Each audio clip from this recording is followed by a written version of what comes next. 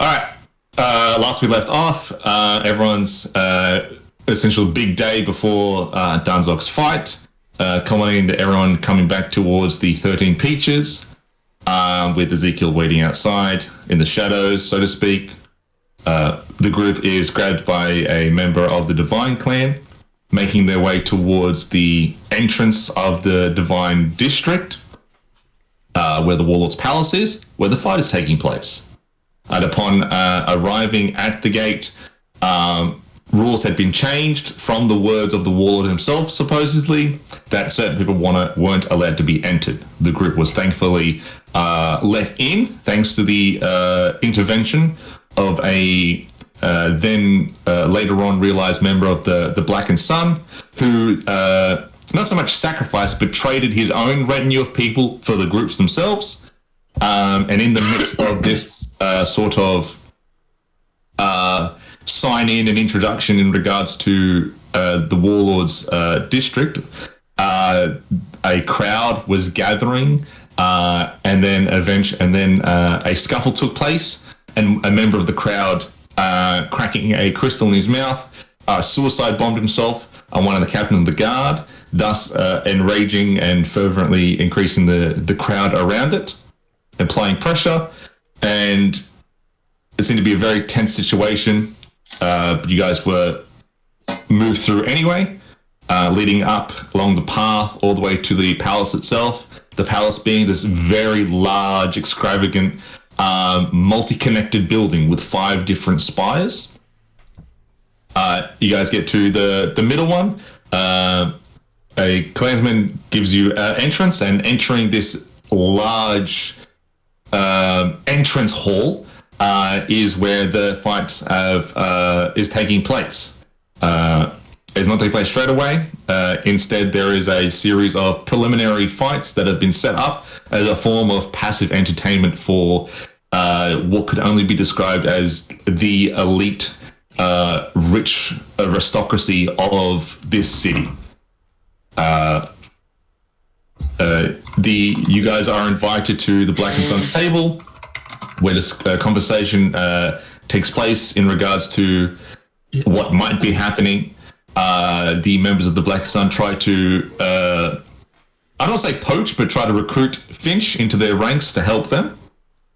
And upon stating some of their business, they do. Ezekiel is approached by members of the Blazing Sun, and through conversation of their own, he is recruited into their ranks, with honeyed words of being an emissary of the Queen of Cats. There is a brief conversation that Danzog has with another member of this gathering, and a back and forth in regards to how the fights used to be, what they've become, and of a small wish to go back to how they were. Getting close until the Danzog's fight itself, Finch spots a lone figure sitting by himself, either talking to or handing someone or something these encrusted scrolls, to make their way towards the underneath of apparently every table. And upon him to go suss that out, Danzog's fight starts. Danzog shreds this guy. Quite surprisingly to El Silencio, who just not prepared at all in regards to his opponent. And at the culmination of the fight, Danzog is declared a winner, and upon Finch sussing out what might be a problem, tells local guard or the closest guard about these scrolls. Orders are given, and then as guards from around the room go to grab these scrolls, one gets curious, opens a scroll up, it opens every scroll up, and the room is rocked by explosions, the throwing of tables of shrapnel. The place is wrecked. Finch goes down, Danzog goes down, I believe, but Wessel and... You didn't get out? Was it who went down? 2 people went down, I believe. Went down. Yeah, I was alive. Me and Matt were alive. I Yeah. wasn't down.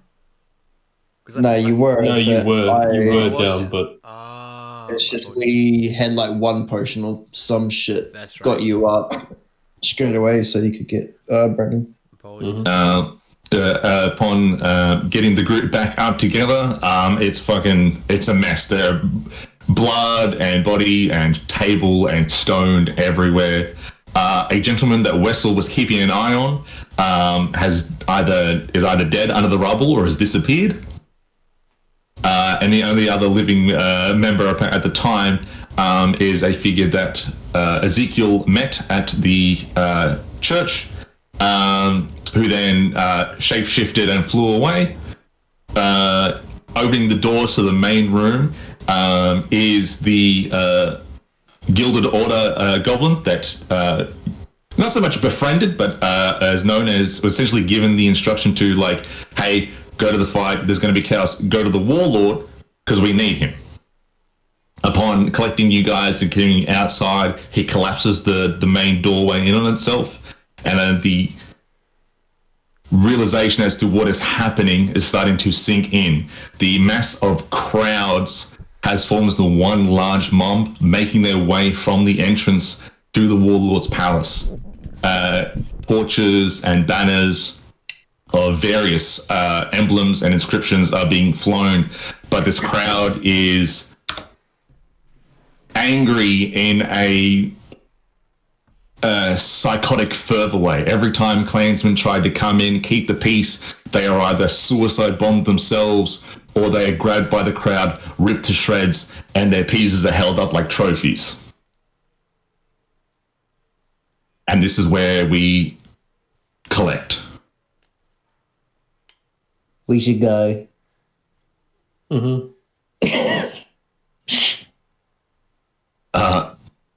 The Gilded Goblin goes, right, 5th tower. Warlord's in there, see if he's okay. I have to go complete other missions while I'm here, while we still can. We can't leave through the entrance anymore, nor can we escape through the skies. And as he points up to generate your attention, various town city porters, like the ones that some of you have taken in the city itself, are both attempting to leave this district and come in. And as they are doing so, certain porters look like are hitting a form of invisible barrier. Their magic stops and they fall. Others are attacked mid-air by winged elves. Jesus. Huh. Fucking hell, alright. Jeez, okay. Crash landing close by is a number of figures, 11, 12 in total, but only 10 stand up. 10 heavily armored samurai and a more open-faced figure. He is thin, elvish and Fey-like in appearance, but instead of a Fey white, it's a hobgoblin red, but like pinkish hue. He is wearing Ezekiel, what you would know to be as Daimo attire, the second in command of a clan. He brushes himself off. He looks like he's scarlet on the left-hand side of his face. He gets barks some orders to his men. They start going to the other towers. He walks up to you guys and he goes, right, quick question. Who are you? What are you doing outside? What's going on? I look to the others to answers first.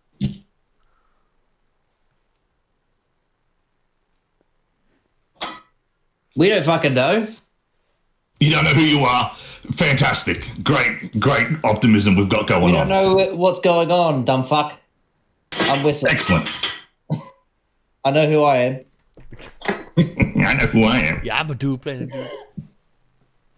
I'm a dude playing a dude disguised as another dude. He looks and he goes, well, you're obviously not part of the crowd and you're meant to be here for the fights. I can only ask if you can provide us with some assistance.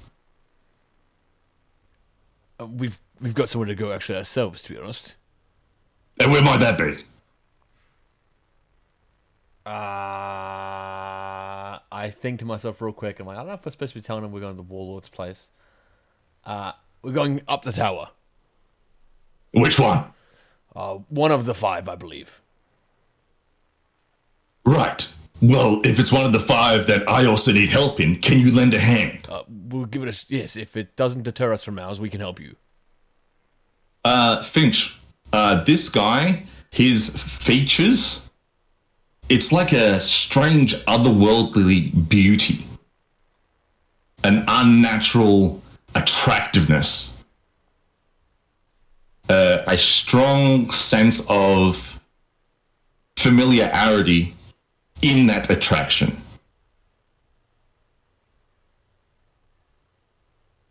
Well, like him himself. The aura that he is putting off. It's like this sense of like otherworldly mystical attraction. Roll for me a history check. Shit. Yeah, I've been looking for my D20. Behind one of my cans somewhere.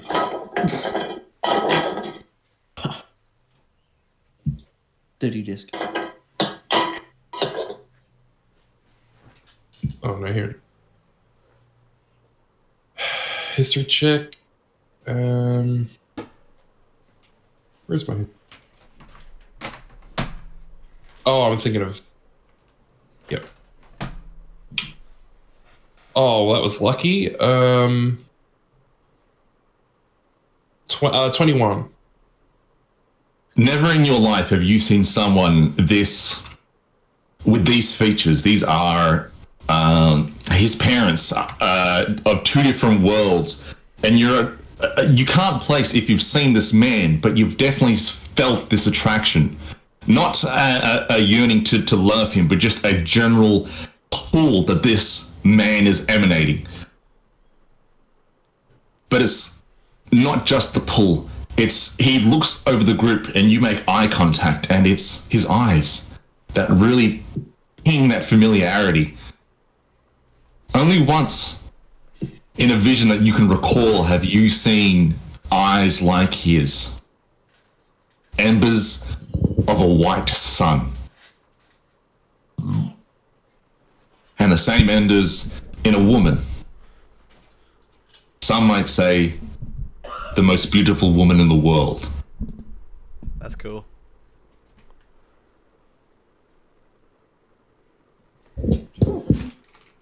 Damn. He goes, look, whether you've got your own issues or not, you can't escape. All right, you're not leaving, not by my hand. No one can leave through the front gate. No one's leaving the air. They've got a barrier. And the Kyokan are out there. I've received no word from other clans if they're coming to help. So I need you to help me, if you can, enter the 5th tower and help me while I conduct a ritual. I would ask my own men to do so, but right now priorities are to get the civilians and the families into the reliquary room of portals so we can escape. All right, sounds good. Lead the way. He brushes past, makes his way towards the 5th building connecting the 5th tower where the warlord is. I go after him. Not after him, but I go, with him. Wessel, can you roll for me a perception check, please? Yeah. Oh, wow, that is... wow, that is the first one that I've ever rolled in a while. That's a 5 all up. He's be your That's a best guy, fu- mate. Perception. Yes, perception. Your rabbit ears, the hairs stick up a sense of danger, and then just behind you, you miss. An arrow swings past, nicking the back of your leg. You take 4 piercing damage. Okay. I'm down. No! Is everyone else going to follow this Dymo? I guess so. Yeah. All right. I don't know what HP I was on last time.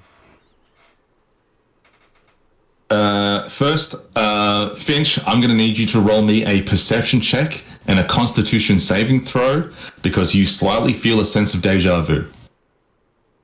As you make your way with your group following this Dymo past the doorway of the 5th building. This one more extravagant and theatrical in its appearance and design compared to the other buildings. And entering this building, you hear it, the sounds of fighting, the sounds of panic, screams. And still, the Domo has picked up pace. The perception check is 24. Yep. The constitution save is 5. You are following this Dymo. 3 other divine clansmen around the corner. As they do so, the Dymo issues a set of orders and commands, and then he speaks out, touching the wall to the side next to a painting of the last king.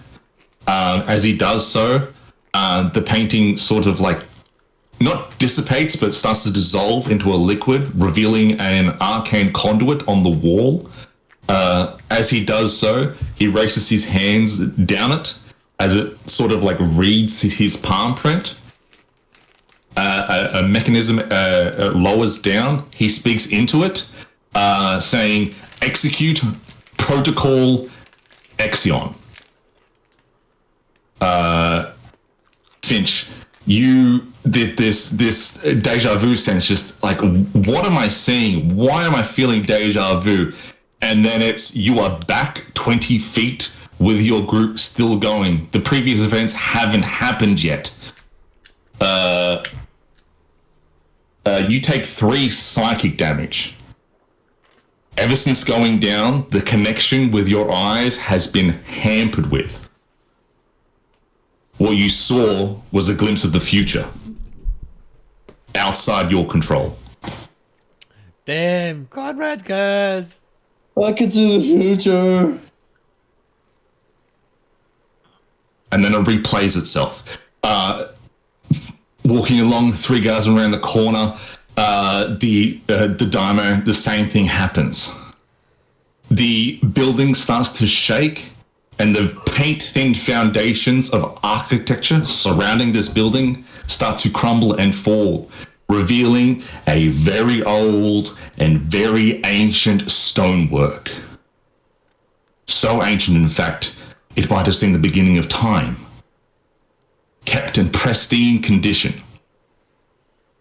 The Dharma looks back and he goes, "Follow my friends here. They're going to take you to the courtyard where the beginning of the ritual will be taking place. I've got to work down on bringing this barrier. In the meantime, I have to activate pylons. Activating these pylons, if you're caught outside, you will be deemed an enemy of the Divine Clan." Do I make myself clear? Crystal. Yeah. Excellent. The only way to escape now is if I can get aid. I have to contact my mother. I thought we were going to the Warlord. Why are we going to the courtyard? And he beam lines off into another direction. As he does so, these other compatriots come up and goes, "Please, follow us, if you will." We need to go see the Warlord.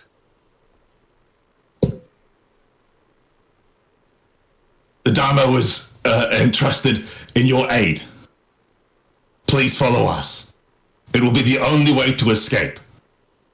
I looked at everyone for like confirmation. Like, do we just like we were tasked to go to the Warlord? Right? I know nothing about this warlord going. I think you guys mentioned it, but I wasn't there when that initial plan was given to you guys.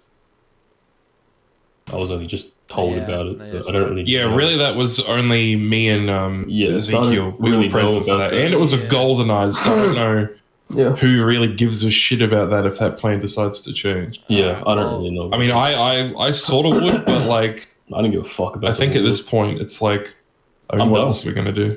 I'm Just done. wanna get out of If here. we can't get out, that's the All only right, way. all right. Let's follow the dudes then. All right. They following them make a breakneck pace through this maze-like building itself as the paper-thin wood and paperettes of this building are crumpling to the floor. And then as they do so, they kind of turn to dust. This architecture of this stone-like building, the walls and the floor themselves, are trickled with a trail-like arcane design, as if they are ley lines or roads of spells or inscriptions of which you have no understanding or no idea. But every now and then, there will be a loud, thunderous beep sound, a reverberation within the walls, and then we are executing the will of the Primarch Exodius. None may enter. And then stepping out of a wall itself through a materium is a golem created of energy that has various patterns of flowers, roses, pearls, daisies, dandelions. These are golems made of arcane stone, but with the look of flowers. Stepping outside of these like walls that kind of look like they ripple like water. And as they do so, they all start to make their way into the direction of the entrance of the building. You can hear fighting off in the distance. Finch, roll for me a perception and constitution saving throw, please. A sense of deja vu kicks in. Perception is 19. Constitution is 21. All right.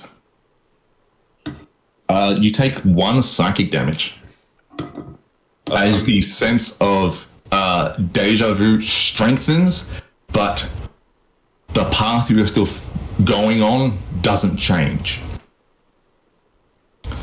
Rounding a corner as this group take you towards where the sound of fighting is taking place, they speak words of confusion as to why is they fighting within this building itself. As they round a corner, there is a loud, thunderous crack like lightning. The hallway is lit up as if a spark of light has emanated, and the 3 guards that you were following drop dead. Holes in their head. Exiting outside their holes is bits of metal, circle and spherical in nature. Someone's got a gun in there. Rounding the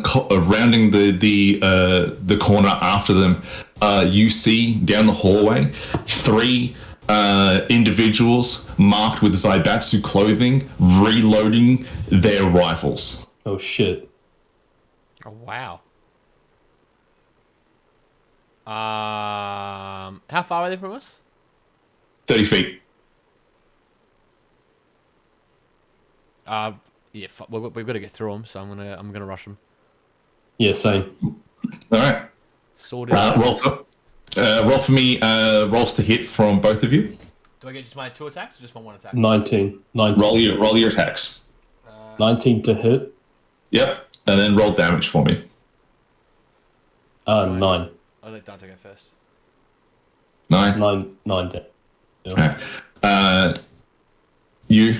First attack is 26 to hit. Yep. And the attack will do a total of. I'm just doing a standard attack, not a divine. That's fine. I assume if you're okay with it, if I have my, I've just got my 2. I've got my 2 hands on, my shield's on my back. Just 'cause I feel like there's too much like fucking movement. Which means my armor class is 16. So I'll be hitting with D10. So my first attack will be 7 points of damage. Yep. And my second attack will be probably gonna be a miss. It's a 14. All right. That's fine. You and Danzog rush these 3 individuals. The closer you get, the more weathered and haggard they look, as if they have just trekked for 3 days non-stop. Yeah, wow. The amount of damage you do isn't a lot, but it's enough. Danzok, you trip the first guy, and as he falls backwards, knuckle crunch into his nose, caving it in. As Ezekiel following up behind, slashing through the first guy in half, and then piercing through the third guy. Oh fuck yeah, sick. As you do so, and just the small breather of what just happened, you see running further down the hall an individual clad in common clothes. Let's chase after him, I guess. Like, we gotta go somewhere. I'm gonna run off and I'm gonna try and chase him. But I just yell out to somebody to pick that rifle up or whatever the fuck. I don't know. Do I know it's a rifle? I don't know. It's called a rifle, do I? You have no idea. Yeah, you have like, never what the seen fuck this is that? before. I just tell us pick that shit up, and then fucking run. Not two hands though, like that with my sword, you know. All right. If you're going to do that, I'm just going to need what Danzok, Wessel, and Finch are going to do. I'm gonna be booking it through the tunnel as well. And I want. Can't I see what this man looks like?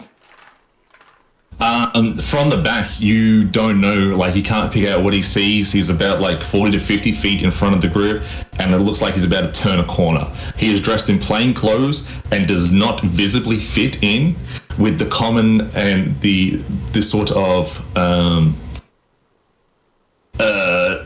aesthetic of the servants and the soldiers of this place. How far is he? About 50 feet away. These weapons, is this the weapon that was mentioned to me by Zugzel's daughter? Is it the same? Because I remember she was saying it is a stick with that has like a lightning thing. Maybe that was what she thought it was. Is that similar to the description? In regards to a description of an unknown weapon, that was from Oza. Oh, that's right. Yeah, in the letter. Yep. You could make a it looks like what the letter says, wood and steel combined together in the shape of a club or a stick. Yeah. Okay. So I'm assuming this is what he was talking about. But it starts to really hone in the sort of seriousness. Like, the situation itself is completely fucked right now, but these are weapons that no one has ever seen or ever heard of before.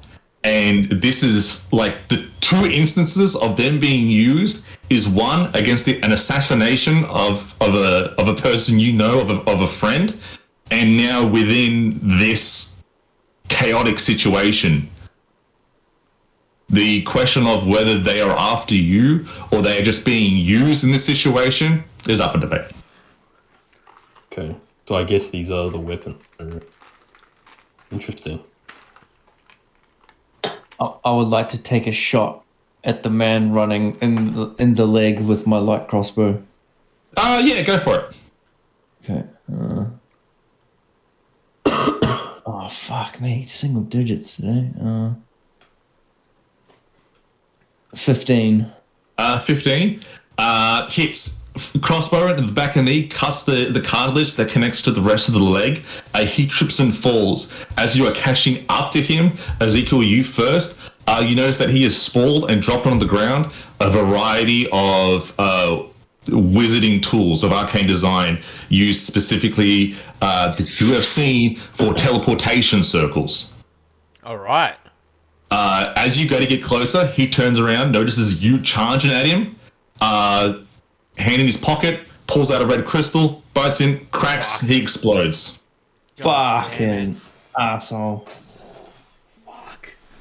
Bits of Goran everywhere, but further down to the left, coming upon this junction, you hear the sounds of footsteps, of angry yelling, of fanatical screams that remind or sound like the crowd from outside. Fuck. Roll a investigation check for me. Me? Yes. Okay. My first thought is if there's a mob coming, I'm just gonna play dead. I don't know how that No, would work. because they might rip your limb from them anyway. Yeah, you're right. Ah, fucking. 1, dude. 1 + 1 is 2. Just what the hell? They were outside. How are they in? Yeah. Wait, so what was behind us again? The way we came? Not much, really. Essentially, like empty corridors for the most part, as it seems that the bustle or the sound of fighting within this building is drawing most of the attention away. Every now and then, another reverberous like beep sound. The building shakes. A repeat of executing Operation Exodus. More of these like stone flowery golems like coming out of this liquidy walls around you, ignoring your very presence and just making their way towards the door to the main building. And we're going to the courtyard, right? You That's what I were, got told to, yeah. but you don't know the location of the courtyard within this building, and the people that were taking you there are now dead with ball-bearing holes in their head. Yeah. All right. Finch, can you roll me a perception and constitution saving throw, please? Yep. Oh no. Perception is a 22. Constitution save is a 3. You take 3 psychic damage. This sense of deja vu is strong, and then you are back just before your group turns the corner. Deja vu, why am I running? Why are we all running like this? And you have a second to realize of what just happened that hasn't happened yet. And a chance for you to stop.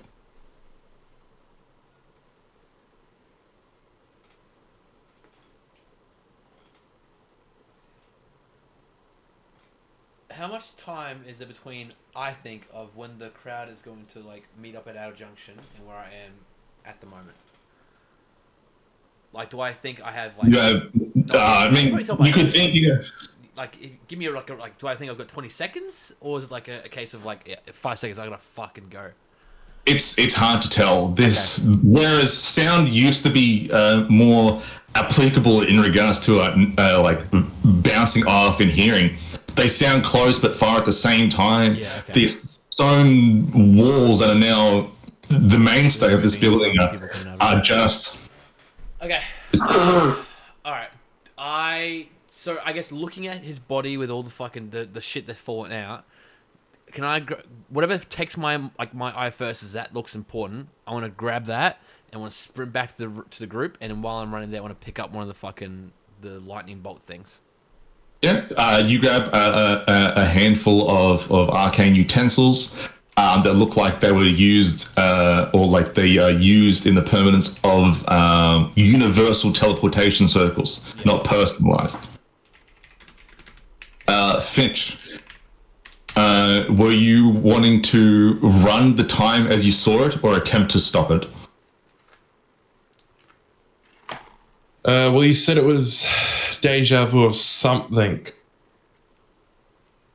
but that I didn't really have a great idea of what was going on. It's like the deja vu of things had just happened, and then you mentally are in now 2 places right now with what has just happened, and before your group turned the corner.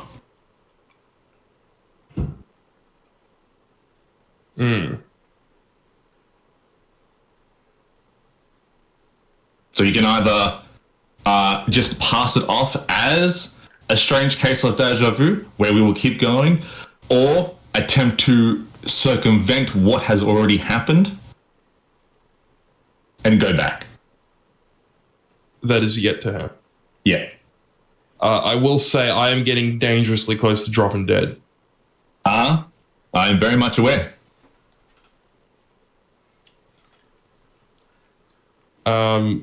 So if we can, dodge some conflict, i.e. damage, He's gonna have I'm mind. probably gonna take that.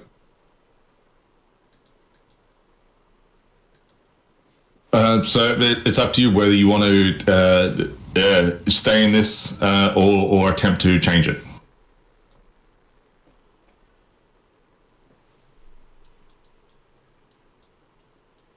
Where is the where did that ritual guy go?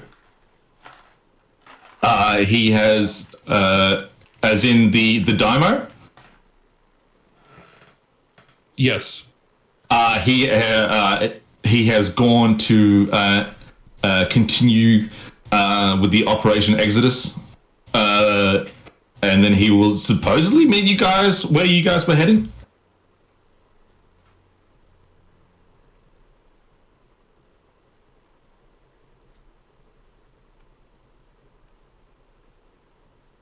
All right.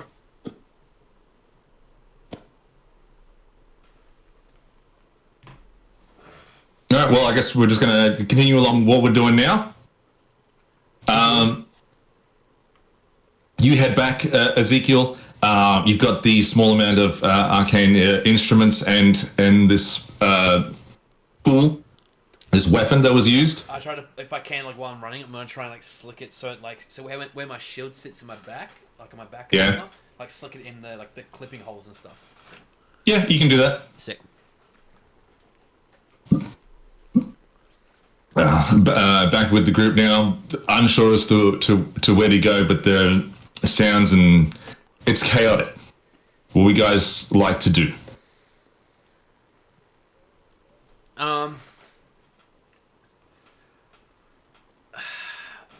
Man, can I sense how big this horde is? I know this sounds fucked, but like, there's no way I can sense like if it sounds like thousands of people or if it sounds like a small. Make a perception check. Okay. Bret Hart's a motherfucker. That would be a total of 8.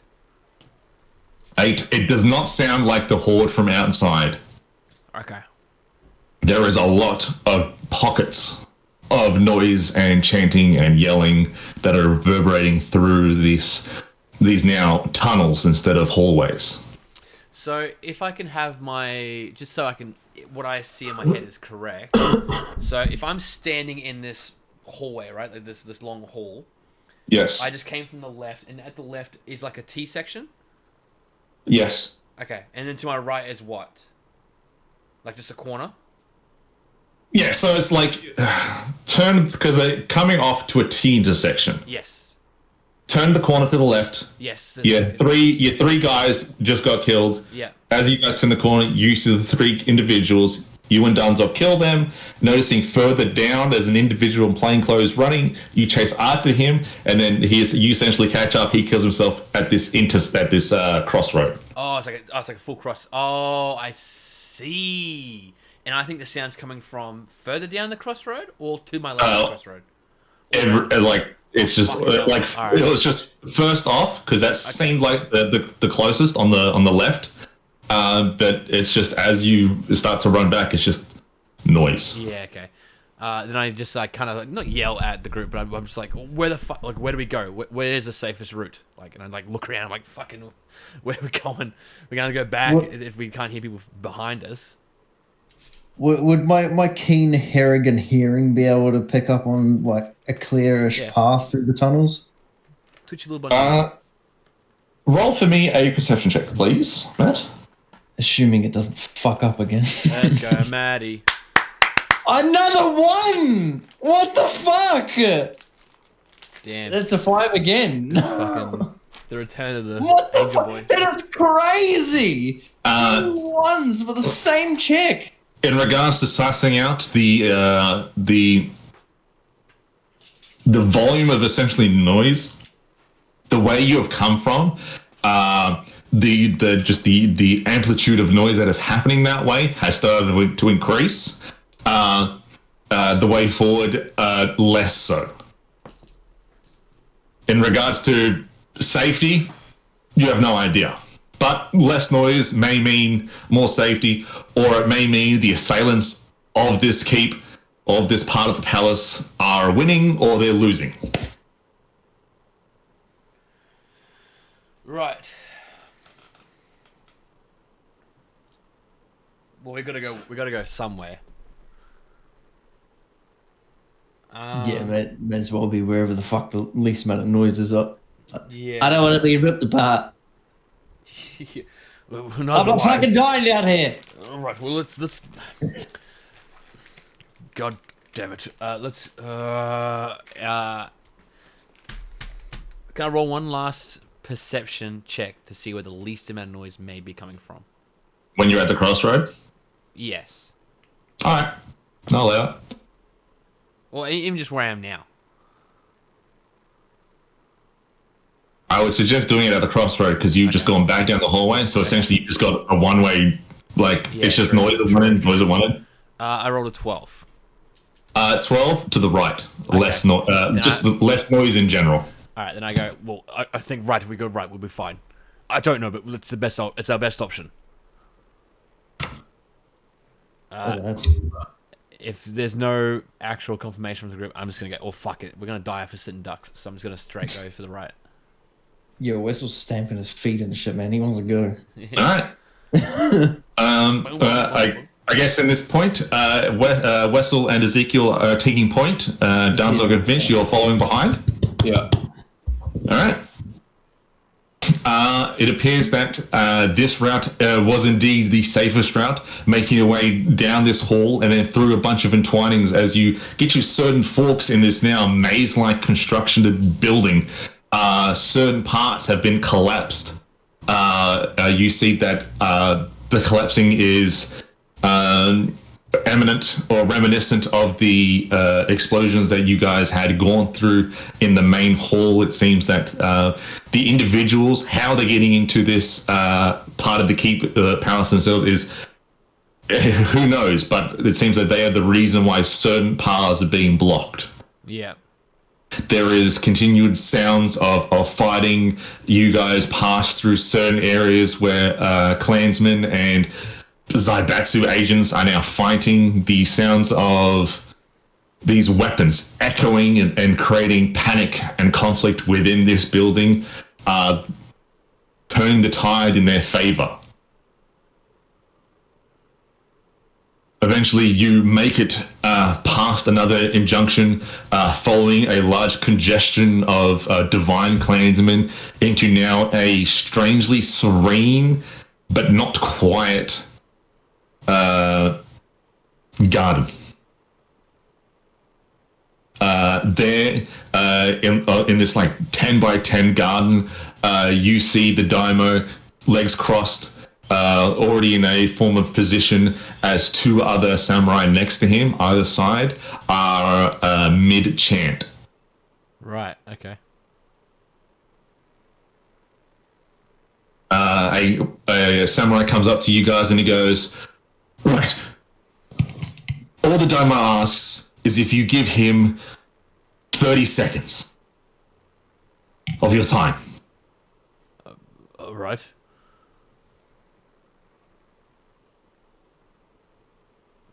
Excellent. The daimyo speaks up. His voice drops to a low, deep growl, and he starts his incantation. The incantation sounds very dark. It sounds very dangerous. Otherworldly, and not those of a magician's arcane tongue.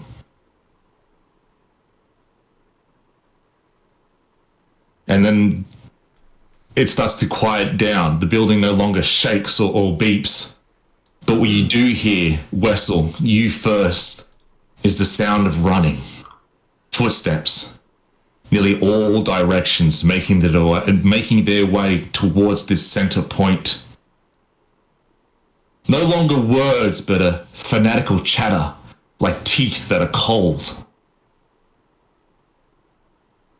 10, 20, hundreds, unsure, but they're coming this way.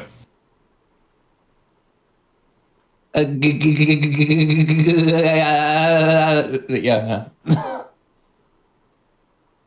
So you guys have a small moment to figure out what you'd like to do in this situation. It's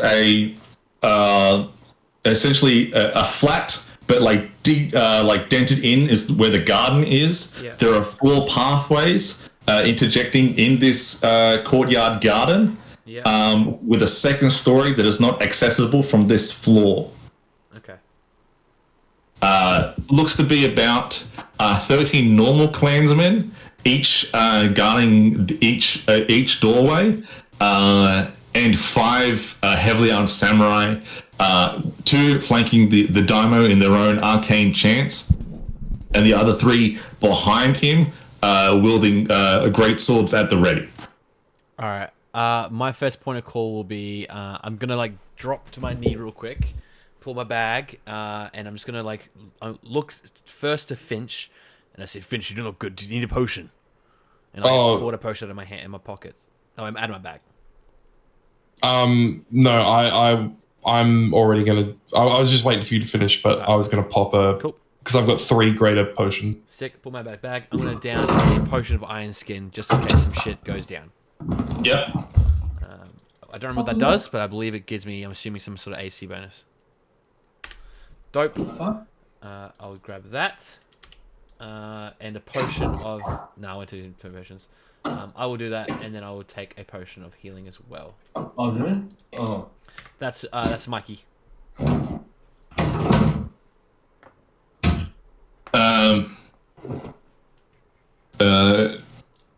In regards to some clansmen see that you are getting ready at essentially the door that you guys had just entered, and they are taking away the clansmen that were there and putting them to the other doorways. Until as of right now, it is just you 4 at this particular entranceway, the one you had just come from. Actually, I'm gonna take another potion of healing. Actually, I've got 2 regular ones. I'm gonna drink the 2 regular ones. Can I use my second wind? Yeah, man. Use that in the last fight. No, you did not. You didn't need to. You stomped that guy. Oh, 2 1s. Fuck. 1d10 plus your fighter level. Boom. Oh, what if I'm dizzy? D10. Well, literally 2 plus 2 healing. Love to see it. I got a 9 on my heal. It's alright. Kind of dog shit, actually. Alright. Yeah, I'm good. Heal up a bit. Finch, can you roll me a perception and a constitution saving throw, please? Yep. So, oh man, okay, those 2 regular potions didn't really do shit. Oh Jesus, that's not good. And I'm out of shrewd investigator points too. The perception check was an 11, and the actually don't I have something about. It's insight. Yeah, it's insight. All right, yeah, that's 11, and the Constitution is 13. You take 3 psychic damage.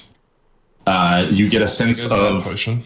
You get a sense of deja vu once again, but you are unable to ascertain as to what exactly is what has already happened, or what this sense of like what has already been seen.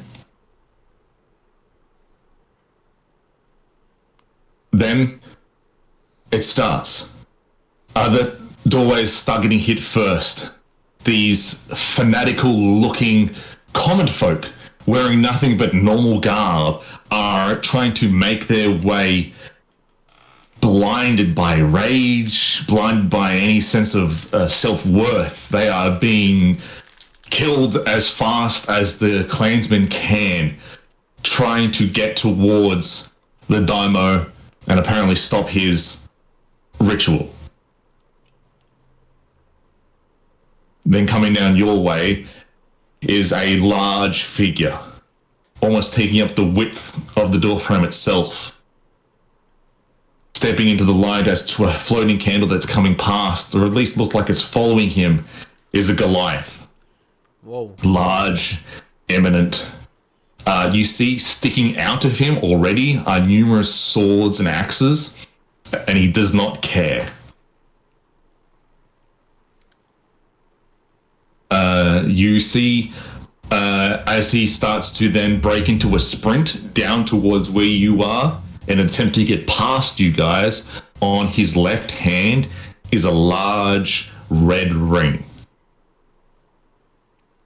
Can I roll history if I know who this is, or have a previous history of who he might be? Yeah, roll history.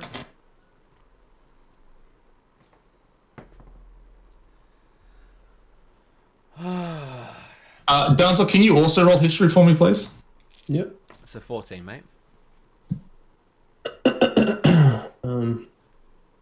Get any bonuses?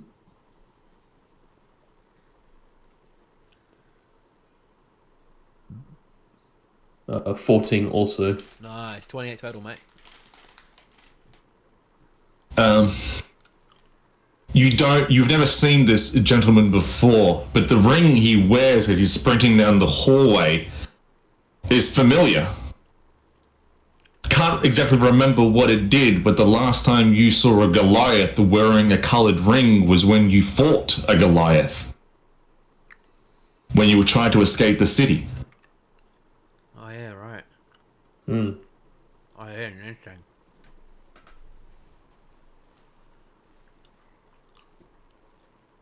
And then he's on you. I need you to make a strength saving throw, please, whoever is in the front. I assume it's either me or Donzok, because we're probably like both like, huh? Huh. I'll roll it. Okay, I don't mind. Actually, no, I'll roll it. I'll be in the front of the situation. A strength saving throw, you say? Yes. I'm on -2 strength, so please not me. I assume Sorry. looking down the hall, looking at him, is me and Donzok literally like, I feel like we're fucking shoulder Shoulder to shoulder. Yes. Yeah, arms crossed. But if you wanted to, you could help brace him with an advantage. Yeah, I would like to do that. Yeah. Oh yeah, there you go. I'm right behind you, man. I'm fucking. You're my front rower in rugby league, and I am. Would you be making dex or strength ability check? Oh, that's an ability check. Or saving throw. You can roll a d8 and add the result. Okay, cool. Oh fuck yeah. And I'm pretty sure. Oh no, yeah, okay, that's fine. Have I got anything else? You do get a +1 thanks to your gi belt that was given to you. I've already added that. Yeah. Nice. D20. Okay, and then I'll roll the 8. So, that is 29. 29. Yeah. He tries his best. He sprints down this hallway, shoulder first, to try and get past you. But you fought larger guys before. Yeah, you know, he's about the same size as that troll that you fought in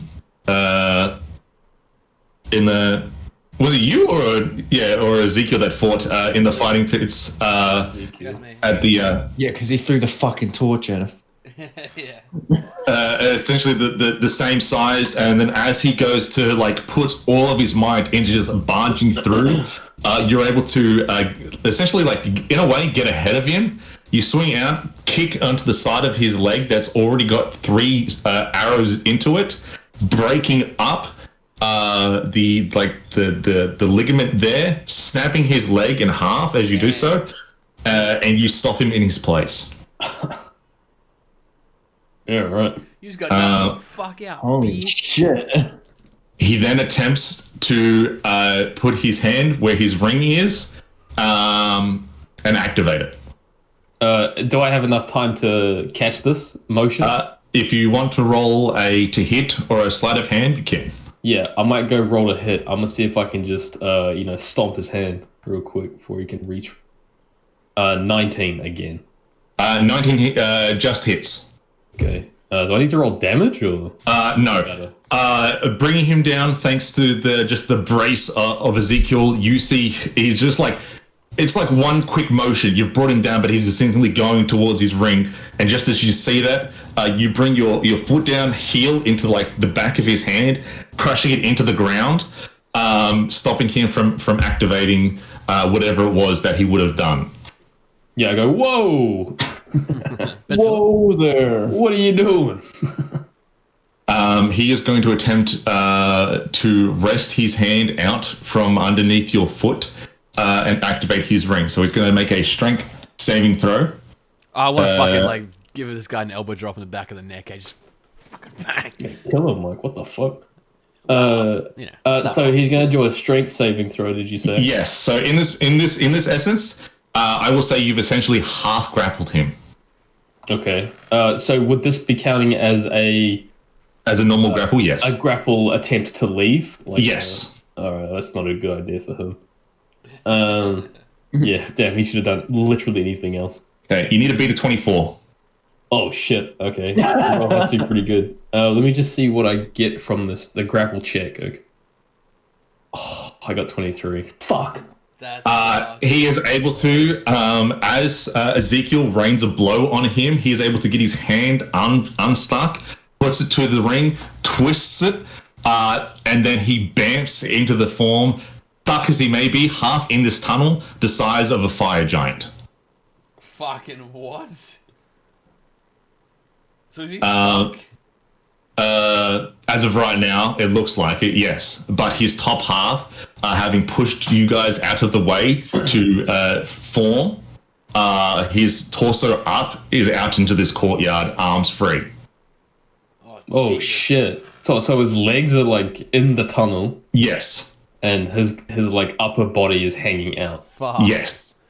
Where are we in this situation? Are we out in the courtyard? You, as of right now, the group is essentially prone and away from this like explosive burst of essentially like force and air from this transformation. Not wounded, but you're backed up a bit. Coming to, you notice that he is doing his best. He's just out of reach slightly from reaching the Dymo. You see a sense of frustration on this giant's face, but you also see that coming from where he was, that tunnel, that blood is starting to pool and escape the semi-sealed tunnel. Oh, okay. So his head is hanging out. I'm gonna see if I can make an attempt on his head. You know, do some real Kratos shit here. I'm gonna see if I can grab like something on his face, his nose or his eyelid. Just put him in a position where I can kind of control him. Yeah. You know what I mean? Everyone will get a chance to do something if they would like. We'll start with Danzok and then work our way down. Would this be a strength or just like a hit? Like a grapple, which has more of a grapple. Strength. Yes, I would say if you're trying to grab him. Yes, I would say yes. I will put forth that as I would say that's a form of grapple. Okay. Can I assist him in some way? You can if you want to, though it will take up your turn. Yeah, that's fine. I'm happy to do that, yeah. Alright. Even just cheers, like, you dumb motherfucker! You fucked up! That's 29. That's okay. He rolled very low. So you're able to like grab and hold onto his head in a strange form of grapple. He can't. This strange strength that you have, Dunzok. You're essentially stopping him from like swinging his head around, but his arms are still free. Okay. Well, I've got his head. Wessel, what would you like to do in this situation? So this, what's it, fire giant? Yes. Fuck it. Is he, a Is he fine like giant or is he a silent standing? giant? Is he crouched? Like, what's the position that he's in? He's on. Okay. He's like prone or something, like sticking out. Yes. So essentially, the tunnel that originally started in, his back half is in that tunnel. The tunnel has been essentially vac sealed by his body. It is by the blood pooling out from underneath him. It looks like it has also crushed the expansion of his being, like in it. And you can make a good guess that his legs are fucked and broken.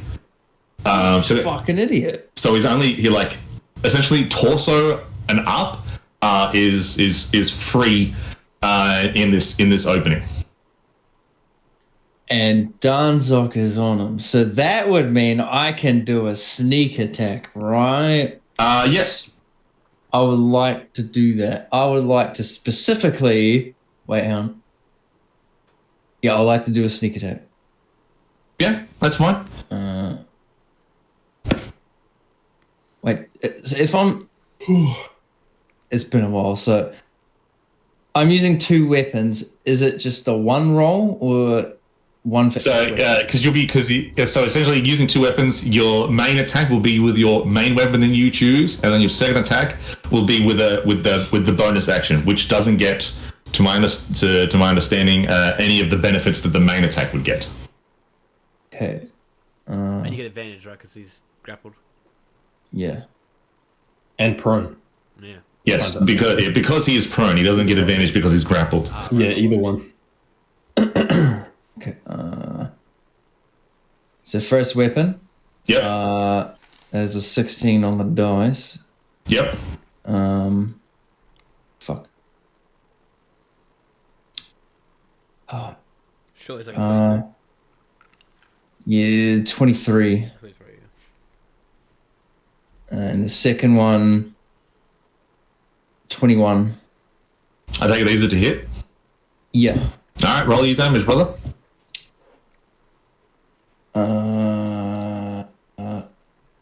And it was sneak attack for both weapons or just the one? Just the first one. Okay, just the 3d.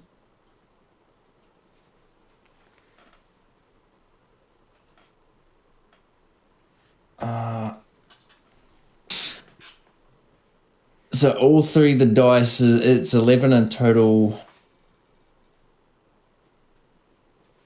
I don't add anything to it, do I? In regards to what? Like modifiers. Yes, man. You add your. Oh, man. It's been ages, man. That's not the point. You got to keep up to date with these things. Yeah. That's what I'm asking. Do I add dex? Yes, you add your dex modifier to your attack damage. Okay, 15. All right. Sweet. That's the first hit. Yep.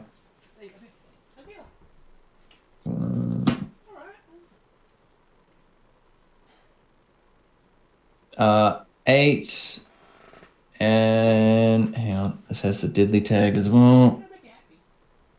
Oh, whoops.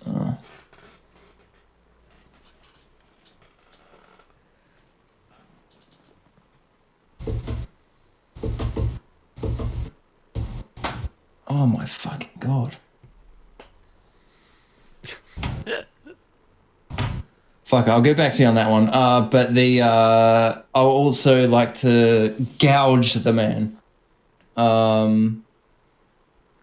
So when I do a successful sneak attack, I can choose to gouge.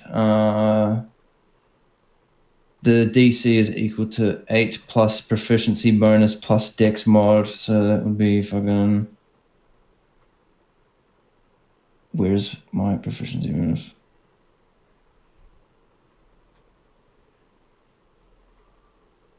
$15. Yep. And yeah, so yeah, I'd like to just do that sneak attack, that normal attack, gouge the guy, and yeah, that'll be me. No worries. Sensing, looking for an opportunity that Dunzok provides, you're able to come up and then dagger or weapon blade into the side of the head that Dunzok has more real like control over, slashing through and then slicing his eye. Damn. The fire giant howls out in pain and then exclaims in a language that none of you know. A bunch of words. Yeah, right. Finch.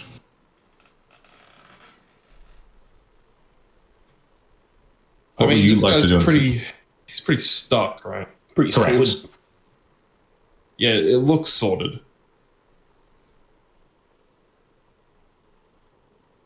I think I was kind of tossing up drinking my iron.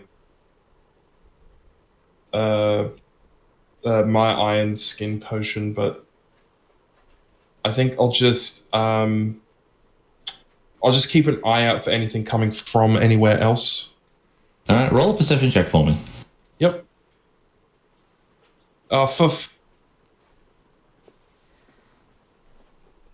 Oh my god, that was even fucking worse. That is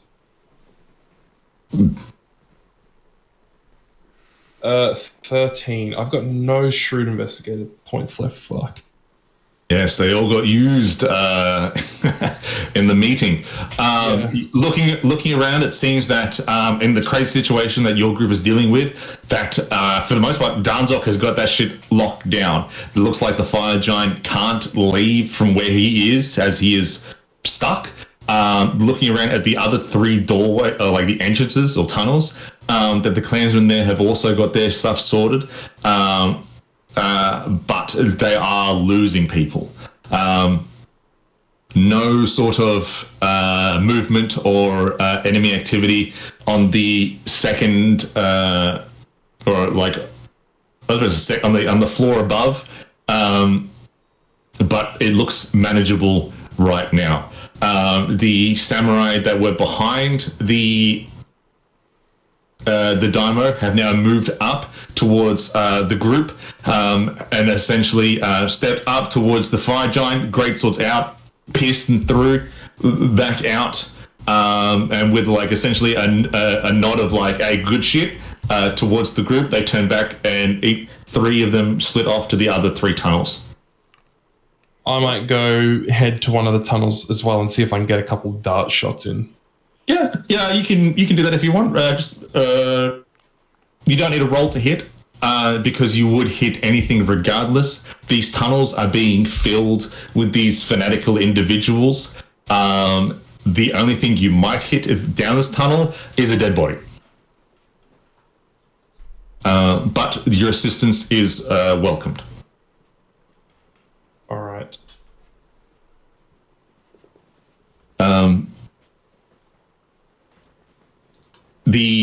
After having been helped by the samurai that were there, Danzok, you don't need to hold on to the fire giant anymore. But you see that the hand that contained the ring, once a giant, has now shriveled to a finger. Looks like a baby's finger on the size of this hand, but it's the finger that has the ring on it. Yeah, I was just thinking about, if I'm holding onto his head, I was thinking about just killing him. Just rotating kind of type shit. You know what I mean? Luckily, thanks to your allies as of right now, the fire giant is dead. Oh, sweet. Cool. All right. No worries then. Cool. All right. Sorted. I'm gonna have a look at the ring though. Yeah, no worries. You make your way over to that hand now, just flopped on the ground, and this tiny ass fucking like Goliath-sized finger on this. It looks like a pimple or a bump compared to the rest of the hand, but the ring itself has not changed in regards to what it looked like. Just that it's now back to its normal size, so to speak. Okay. Actually, you know what? I'm not going to take the ring because I feel like it's good that he's blocking the tunnel. All right. Oh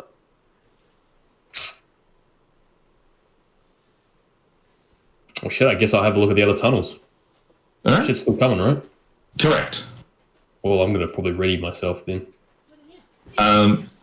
Applying your assistance to one of the closed tunnels is gratefully thanked, and you assist the clansmen as essentially not so much at the front, as they seem to have most of that covered, but every time like they get like a wave swarmed at them, and one of the fanatics try to climb through the legs, you are there waiting for them.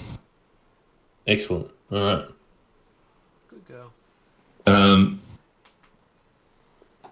Wessel, make for me a perception check, please.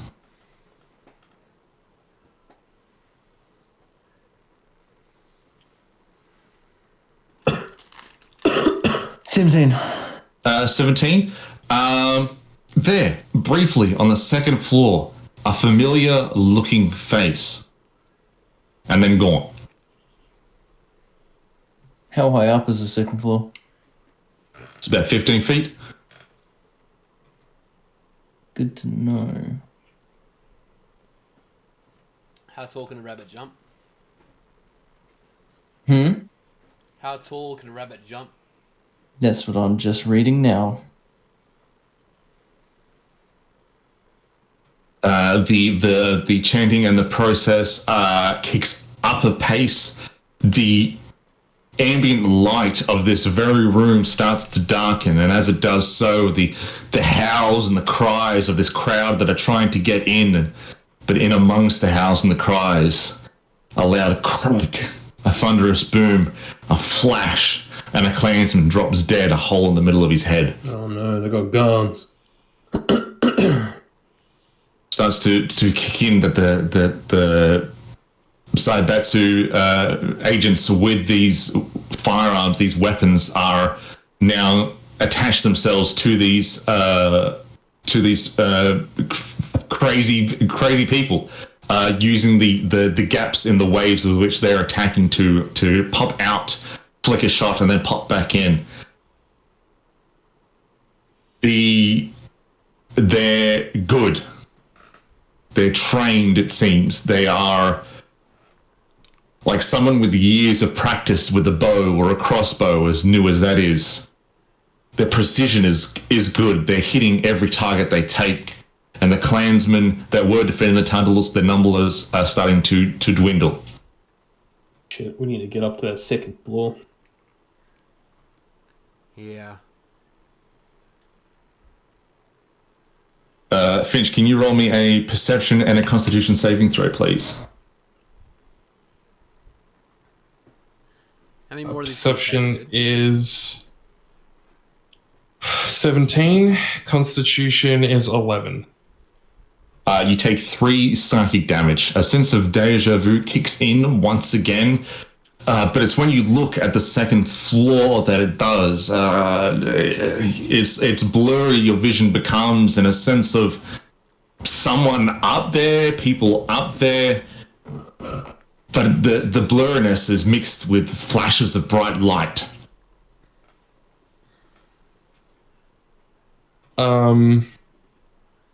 Sounds like bombs.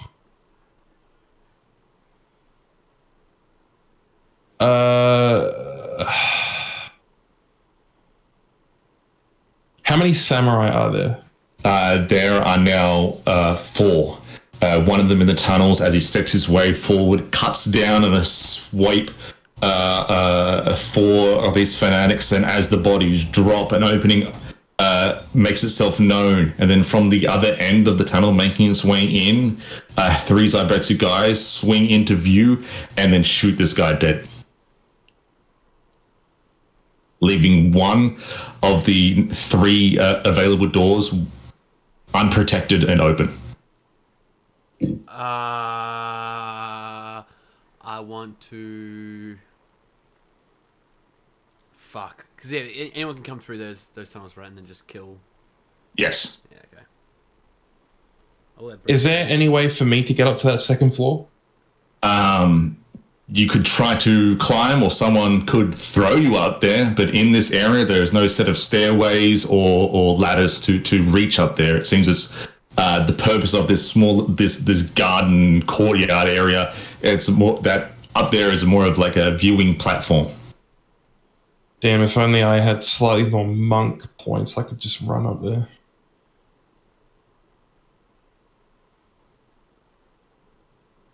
I'll just toss you up there, bro.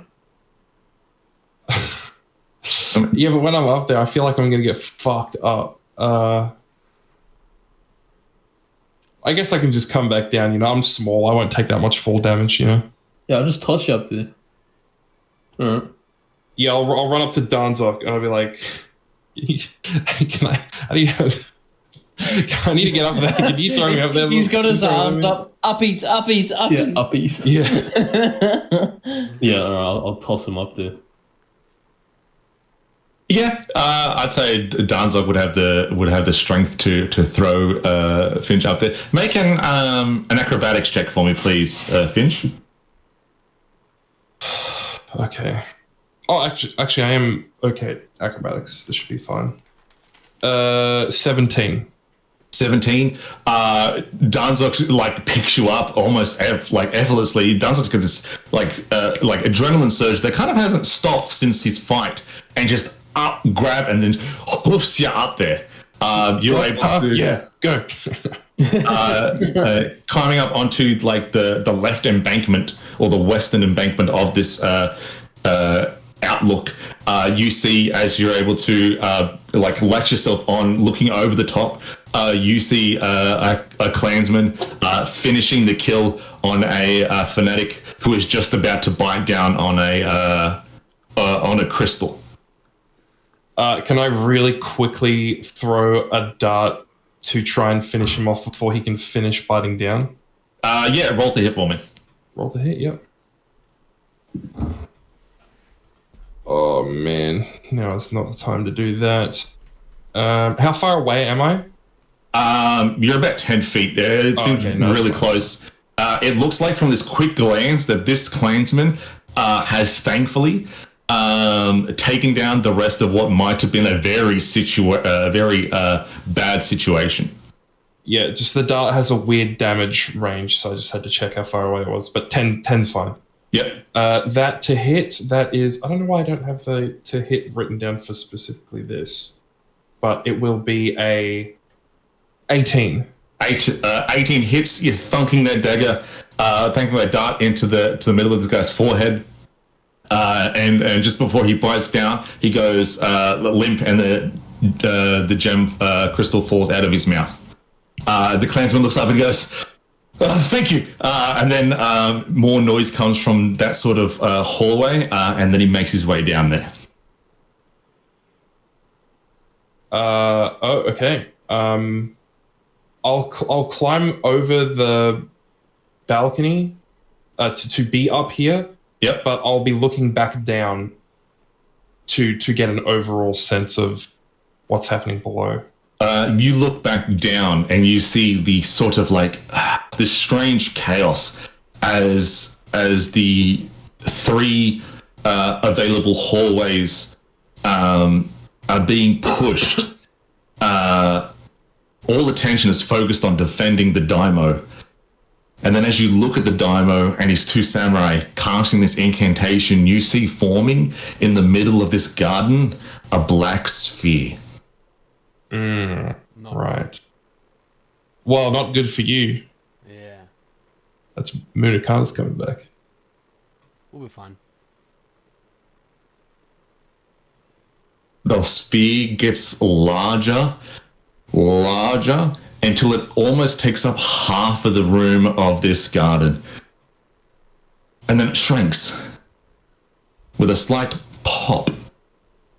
And then standing there in his magnificent golden glory is a figure gilded in gold, holding a halberd that looks like it's already been stained with blood. And then you hear the laugh. "I've come! Munakana is here for your gold! Oh, grandson, how are you doing? What's happening? Why am I here?" He goes, "Uncle, we need your help. I can offer you all the gold within the Imperial Vault if you help us get the people to the portal rooms." Munakana goes, "Excellent." He brings his glaive down, steps back, and then busts through the walls and disappears. Wow. There is a small tension sense. The waves stop coming. The gunshots are no more. Brief period of respite. All you hear is the faint sound of stone being blasted, a laughter that seems to erupt and echo throughout the halls, reverberating throughout, and the faint cries of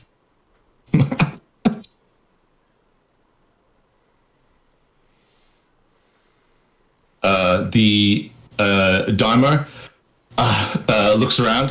He starts to bark orders at other clansmen and his fellow samurai, and they start to head through the corridors themselves until it's just he remains and your group. Cool. I guess I'll approach him. He looks haggard and tired, and a little bit drained. I offer him a potion. I go, do you need this? It is no need. Help is here, and hopefully there will be enough time to buy to let the people escape. But I will die here in this palace. It is my duty to defend until the last man. I must protect his eminence. Right. What do you command of us? Your job is done that I command. I only ask now, what exactly are you here for?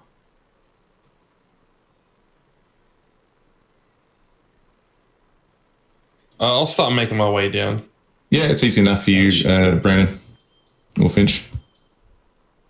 It's kind of, I'm not sure, to be honest. Danzok, with the dying down of combat, the window is opened if you wanted to go suss out that ring. No, I don't give a fuck about the room. No worries. Get out of this fucking shithole town.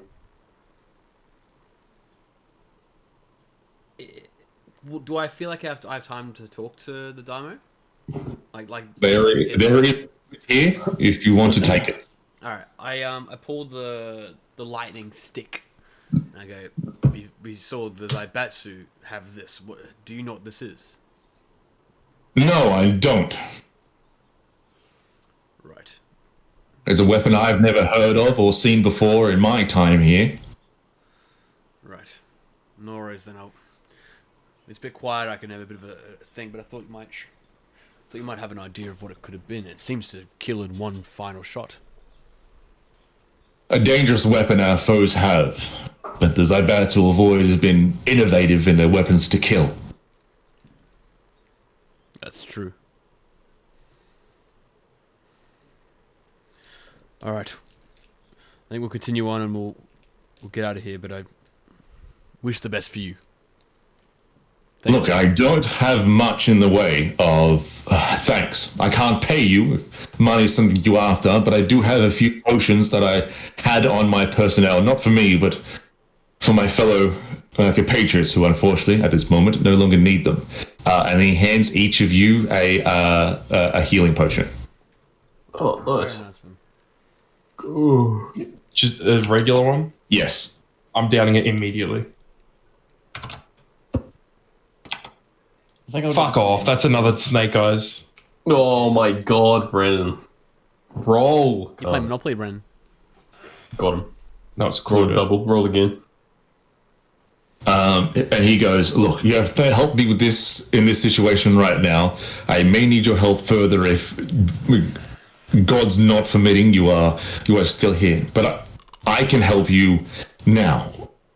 What it is are you for exactly doing here? Besides, of course, Danzok's here's fight. Leaving. We are leaving here. That's what we're doing. We're trying to get out. We're done here now. We only came here for the fight. We do need to make sure the warlord is okay as a favor to a friend of mine, but other than that, no, we have nothing tying us here. Well, unless Wessel, you have something you need to do? Wait, so that tower, was that dealt with or is that a different one? What do you mean? Fuck it, I'm gonna jump up into that tower. Who gives a fuck about the tower? I do. It wasn't so much a tower. It's just like the second floor, but the second floor was like a look down, Oh, like an observation deck of this garden. I want to jump up that. And you said 15 feet, eh? Yeah. That's only just enough. All right, sweet. You're able to hit stealth as well when I land up there. all right. Roll stealth for me. Okay. All I see is Finch is like, do you do this at Wessel? And just Wessel's bang, just fucking jump without a fucking. Yeah, that's right. There is something I need to do. 22. 22. Yeah, you feel like you're stealth, but up there you don't see anybody alive. You just see the bodies of the clansmen and these fanatics who, if given the chance, would have jumped over the barricade, activated their red crystals, and then suicided on top of the Daimo. on the front. Can I inspect the bodies? And loot a few? All right, I will let you do that. In the meantime, he goes, look, if it's the safety of the warlord you are inquiring about, then you have helped me, so I can put faith, hopefully, in that you aren't exactly some form of fucking Zaibatsu double agent shit. He reaches into his armor, pulls out a small wooden figurine of a wagon and horse, and then he goes to give to Finch. This will give you a direct travel point between here and the entrance to the warlord's personal room. It's a personalized item that Indris has given to certain people within the Divine Clan as a form of time saver.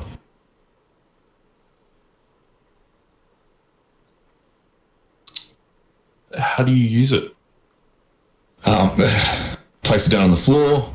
I'll teach you the command words. Think of exactly where you would like to go. Just picture, hey, warlord's room, and it will essentially take you to a point already set aside as a beacon for it, and it will take you there. I just give him a nod and thanks. He tells you the command words are Exodus Protocol 31.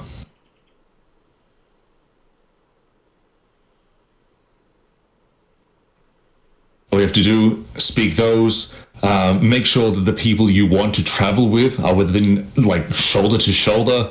Otherwise, through trial and error, we figured out that those who aren't, depending on how close they are, is all that gets moved with you. Right. Now, Indris will be guarding the door. Just tell her that I said it was A-okay, and that you have helped, at the very least, get a portion of our people out.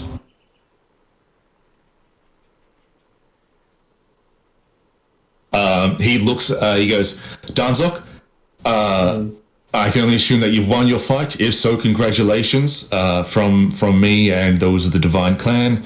In regards to reward from the warlord, I believe was promised. Unfortunately, I can't give it. But after all this is over, if you ever come back, there will be one waiting for you. What is the reward, anyway? It will be your weight's worth in silver. Oh. Alright.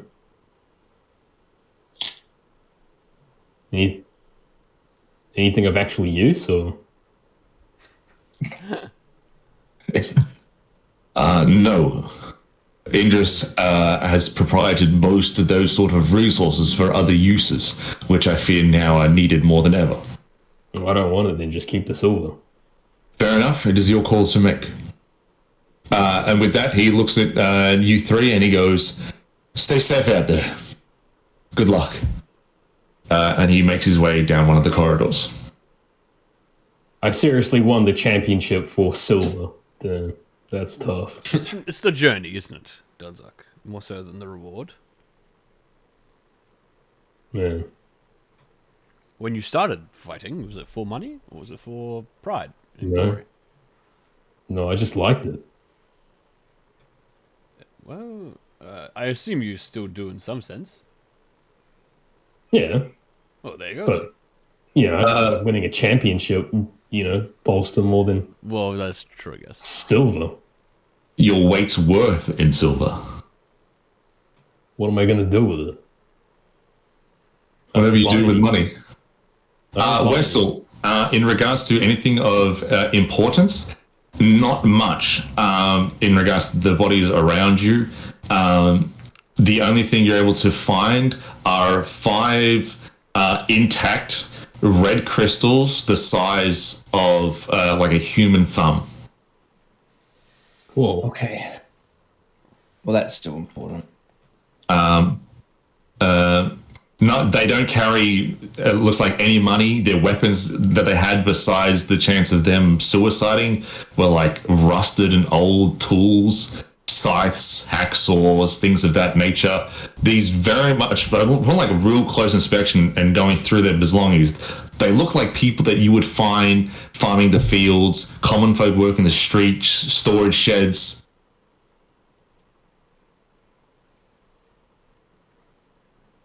You know, a small sense of how did they turn up the way that they did. But in regards to if your potential familiar, I wouldn't say victim, but pursuer that you were fighting, chasing after, he is not up there, unfortunately. Shakes fist. What are these days? I'll rejoin everyone else, I guess. All right. Where did you go, Whistle? Oh fuck! I wish I had a voice changer for it. What? Where did you go? I'm up here. Well, come on down. We've got to get going. And yeah, I'll come down. All right, Finch, if you want to get us where we need to go. Yeah, I'm assuming this can bring multiple people, right? Yes, it can bring multiple people, but the people have to be within 5 feet of the person casting the command words. All right, everyone. Yep. Well, I set it all up and speak the command words, Exodus Protocol 31, and imagine the Warlord's room. All huddling, standing next to Finch as he places the wooden horse and cart on the ground, saying the command words, thinking of the Warlord's residence, and then it's a case of a blink and you are there. Wow. It's dark. The smell of blood and iron emanates through this entire room, and the room is vast, like a library. But there are no books, there are no shelves. But the smell of old is here, and the only sense of light are floating candles that float and move ever so slightly in a small pattern. Standing at the door with which most of you appear at is a dragonborn, platinum, wielding naught but chainmail and a mace that ends and is adorned with that of Bahamut's head. What? She goes, "Finch, you have arrived. You got my message." In a way, You see that it's like you have seen her before. This is not a real person. It's like a hard light illusion. You can see the things flicker, Finch, but everyone else, she appears flesh and blood.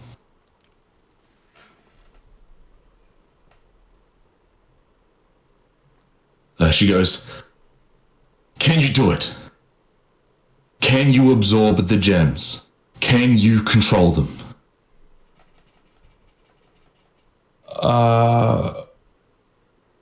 Well, I've been having some trouble. I'm not even sure how I'm doing what I'm doing. But you can do it. Well, I can do the first thing you said. I don't know if I can do the second thing you said. Unfortunately, that's just going to have to be enough. The door behind her opens. The smell of death and decay, months old, escapes from the room. A candle floats within this room, revealing a bulging mound of grotesque flesh that waves and washes in the room itself, spreading and clawing at the very furnitures and the walls and the chandelier that hangs from the roof, etching itself to try and move. Claw-like hands escape from this mound of flesh, scratching at the now open door, unable to move through. And then the form of flesh takes shape, and it's a female platinum dragonborn with a diamond that pulses and emanates where her chest is.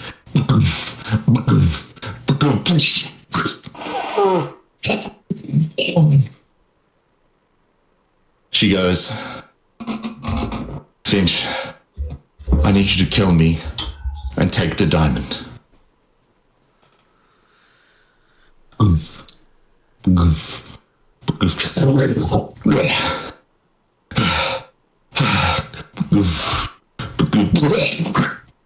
As the flesh and mound of dead escapes the form of Indris, the Ronin of this province, and the warlord's supposed right-hand person, fleshes out and does its best to try and spread and escape the very room, but can't. And then it reforms again back into an Indris, heavy breathing, exhausted. That second one's no illusion, Finch. That's the real deal.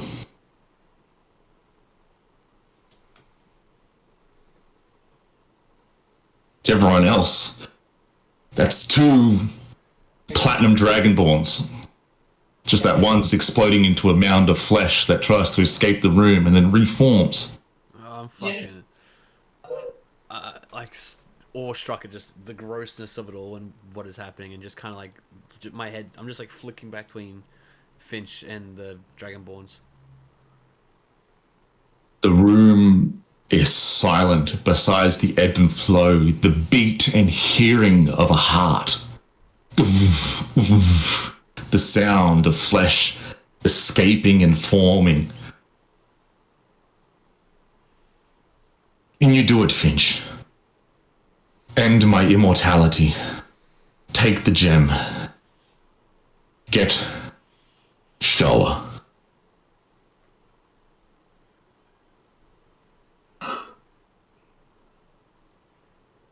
I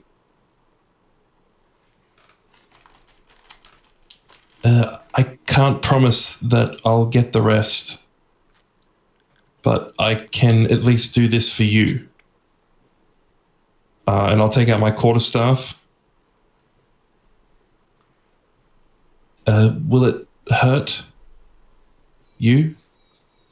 I will do my best to keep myself contained. She waves a hand. A barrier appears over the door, shimmers and disappears, and she steps in, holds her hand over a reformed version of herself, and then holds it in place. And then you hear the heartbeat. It's picking up pace. You have a little bit of time to do what must be done before she loses her control over her very being. All right. I will...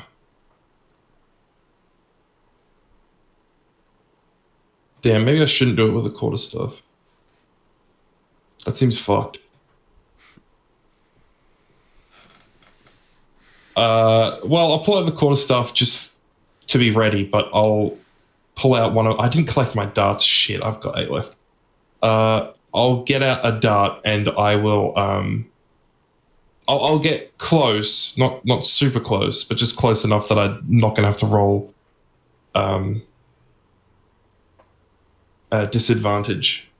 You get close and you see it.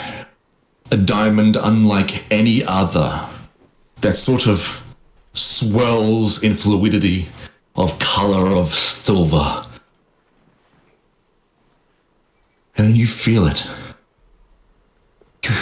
It's like your own heartbeat, Finch. And your eyes, You can feel them growing in warmth and heat.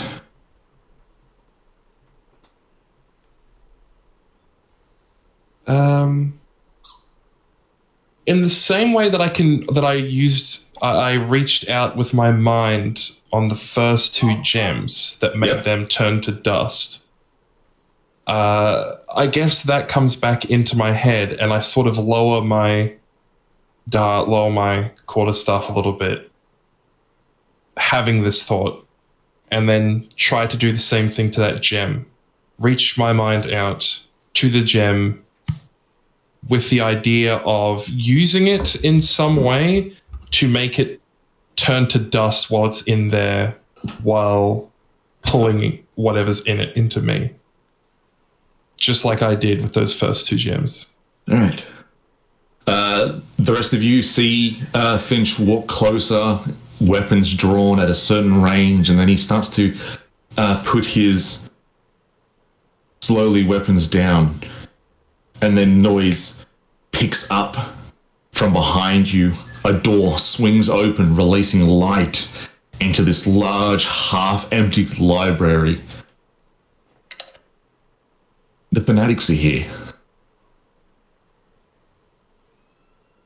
And they're making their way towards the room. What would you like to do? This is for Wessel, Ezekiel, and Danzok. I don't really. I mean, I know what's going on, but I don't really. I just don't like. I don't get it properly, but I know that they need the space to do it. So I will get ready at the door to defend against the fanatics. Danzok and Wessel? Yeah, as will I. Same thing. Fuck these shop owners. I'm sure All I'll right. feel bad about it later. And then we roll into round one. Finch, you reach your mind out. And you can feel the beating of this diamond like a heart. Her heart. His heart. Your heart. The heart of a god. And then you are not in this room anymore. You are flung back through time. Before the resurrection, before the death. And you are in a small garden. You are standing there. It's a bright, sunny day. At your feet, playing with a archaic machine that, on the press of buttons, moves and does a dance powered by science and magic, is a small little girl. Her features are one of both Fae and Goblinoid combined. She's got a bright smile, like that of a sunrise, of hope, of warmth, and you can only feel the emotions of my daughter. How great it is that you are how you are. One of intricate inquisitivity, questioning the very fabric of how we do things and the way with which we do it. And as you reach out to pat her head, you see the arm, and it's not yours. No, it's an amalgamation of a green, red, hairy. She looks up, and in the reflection, you see Gok Tengri, the creator, the sun itself. And then the tear forms down. And you're not patting her head, you're holding her head. There is a darkness and a wasteland around you. She is unconscious but alive. Her mother, gone. Paranoid, crazy, on a rampage.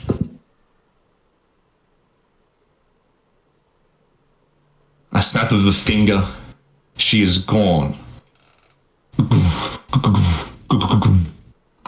Your heart is beating, it's racing, one of rage, emotions that you have held and done your best to throw out. Unfortunately, those emotions landed in the void and they have come back to haunt you.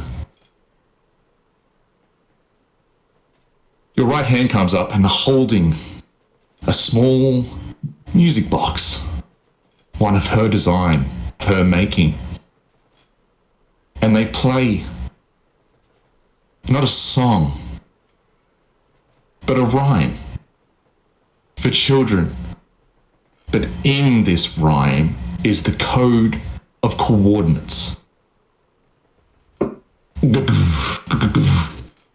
where she is. You throw it out into the unknown. Rushing through the room are these fanatics. As of right now, the 10 that charge don't carry gems within their mouths. As they rush first, they're all going to swing. Yeah. Oh. I thought you said you were all going to swing. No, they are going to swing. That's good.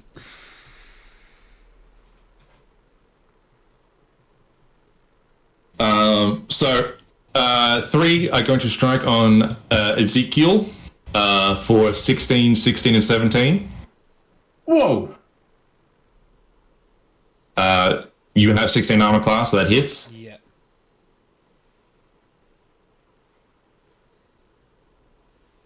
I mean, I'd like it to not hit, but I didn't bring my shield out.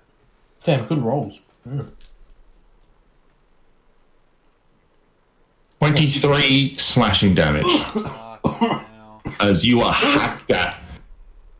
And I need you to make a constitution saving throw. Oh shit. Their weapons are rusted, Heal. but they're coated in something. 19. Piss. 19. Your body fights off whatever it was, or whatever it was bad. Okay. 4 of them are going to swing on Danzok. What can I do? What can I do? What can I do? What can I do? You got 2 18s and a 19. Other one fails. Yeah, they were all hit.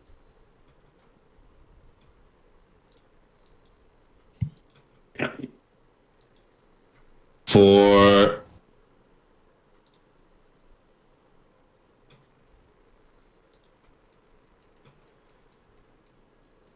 19 slashing damage, and I need you to make a Constitution saving throw. Yep.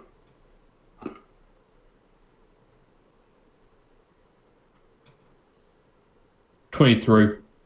23, you were able to, your body's able to fight off what it was.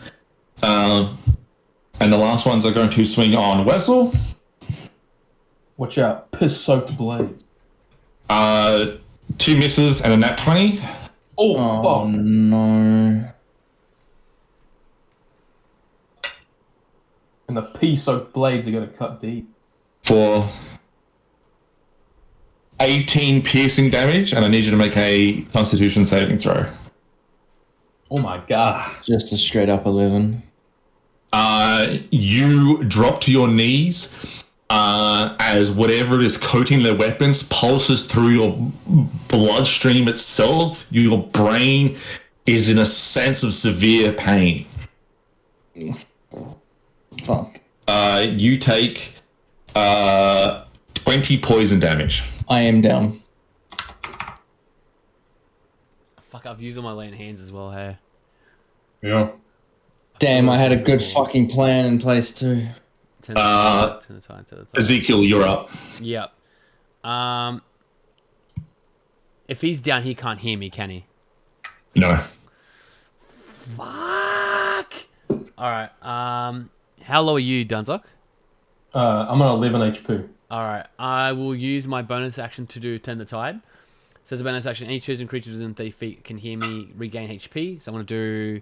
Is Finch is within 30 foot as well? Finch is within 30 feet. Yeah, 6. So Finch and Dunzock will receive... let's have a look here. Except Finch can't hear you. Alright, then it's Dunzock and me. We're both going to gain a total of, plus my charisma modifier, which is a +2. We all get 7 HP back. It's not much, but 7 is something.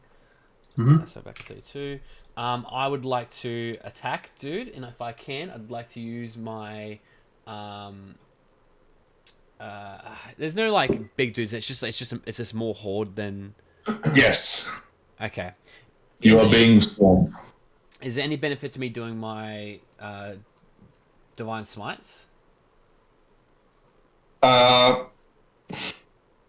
gonna insta kill shit, bro. I'm sure these guys like they're all fucking shop owners, man. It's like they're gonna fall if I hit. But These aren't shop owners. These look like common folk. Right. Okay. Farmers, storehouse workers, peasants, and the poor. The people. The people. Am I your Which is why they're so easily killable, and also why their weapons are so rusted. Right. I've chosen to fight for the people against the Zaibatsu. But these people are different. These are crazy. All right. But there's no difference I would make besides extra damage. Like I'm not gonna get more people with the divine smite. Give me 1 minute. I'm going to roll to see if Indris has the power to help. Okay. And she does. For the next 2 turns, she reaches out a hand, casts a spell. Dunzock and Ezekiel now have cleave on all damage. All right, sick. If that's the case, divine smite. I'm just gonna go fucking whoosh. And just fucking my 2 swings. My first one will be divine. The second one won't be. First attack will be. That's a 20. Not nat, just Yeah.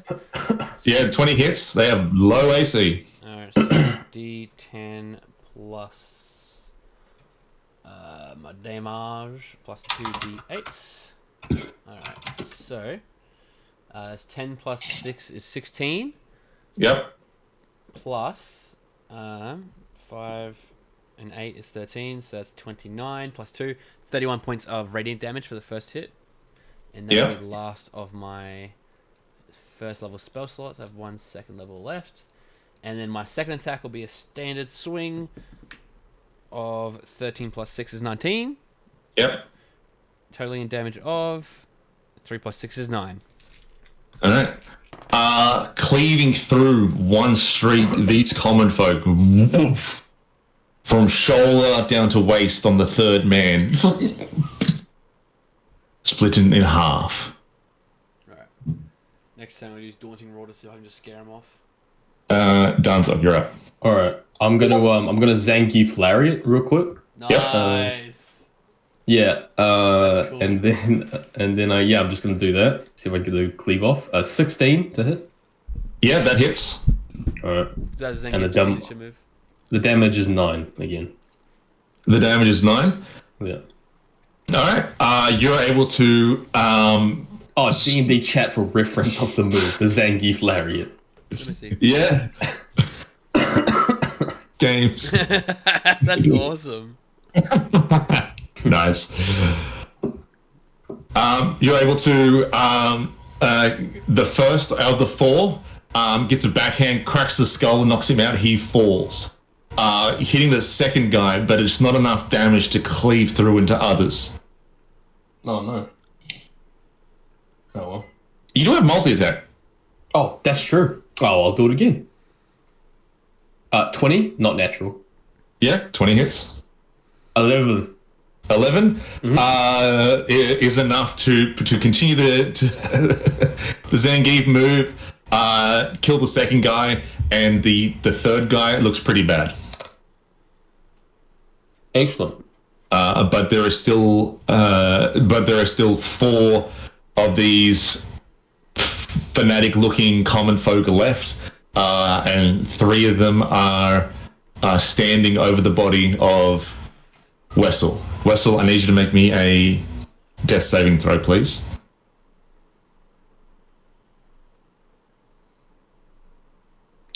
Ten.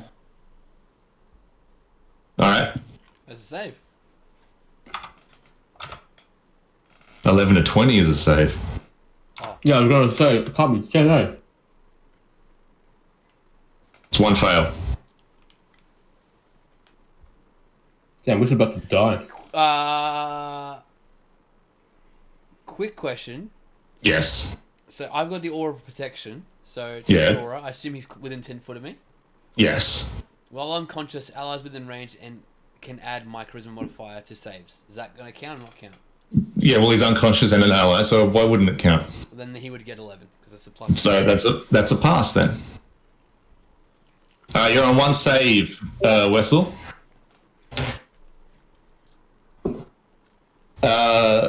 Finch.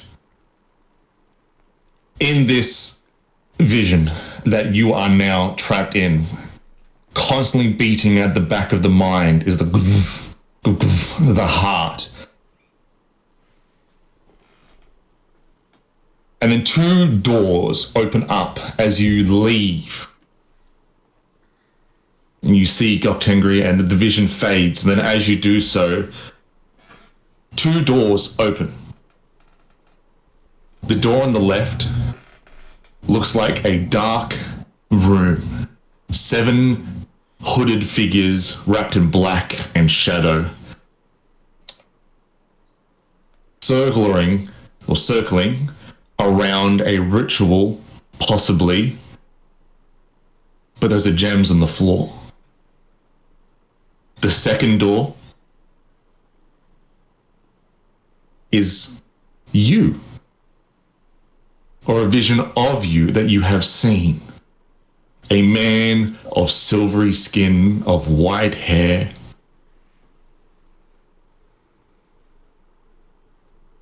A changeling. With a jade book in hand.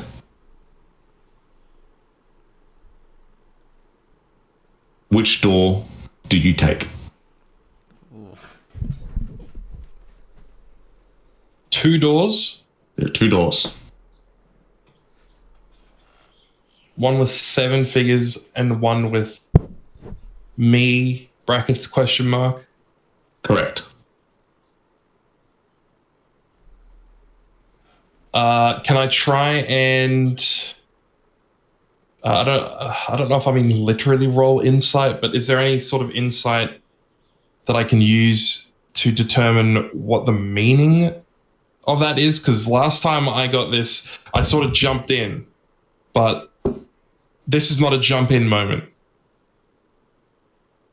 Roll.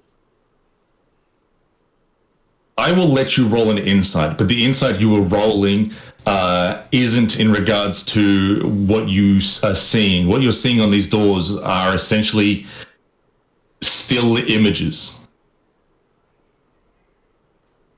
I can let you roll insight in regards to what might happen, choosing a door.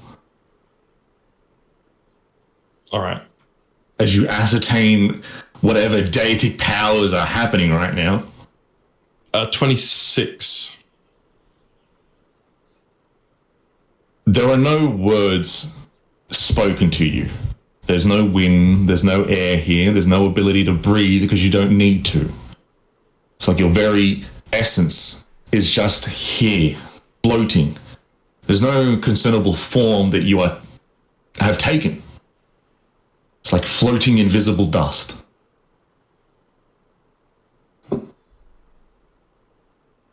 But picking a door, even thinking about picking a door, will force you down a vision of something you have been curious either of, or have been told about, or that might happen.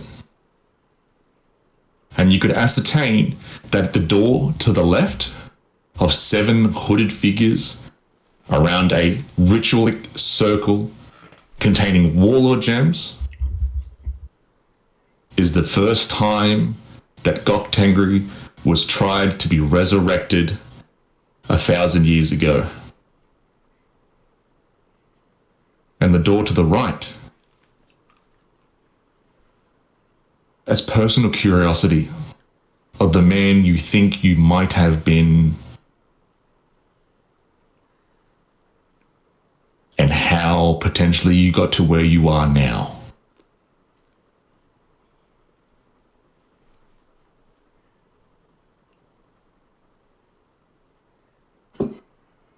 I will go right.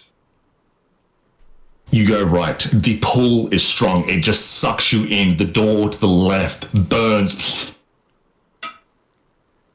And the faint noise of clapping going through the door closes behind you, and then you are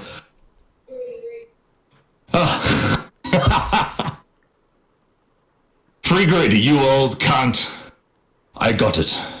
Years it took, training and knowledge and research, but I have it. The life's work, his eternal memory, Gok Tengri's very essence. I have it here. Smell it. It's his blood. It's jade. I knew it. You know what I get with this? My heart's fucking desire. You know how long I've been seeking this? Since this heart could fucking beat. But you know who's not beating anymore? Yeah. Szechuan, Fujimoto, Akatiri, Recon, Yamahara, all dead. Me, standing in the way of my achievements. Oh. There will be no resurrection. There will be no burning of the tree. There will be a reincarnation and an ascension and the planting of a new tree. He had his time. Now the 8 emperors, sure, they're what they are, and thanks to this book I know who they are. And they're not who they say they are, my friend. What happens when a god crumbles? His walls of strength fall. The very essence of his being he pushes to the side to create a fucking utopia that failed. Look around! This place sucks.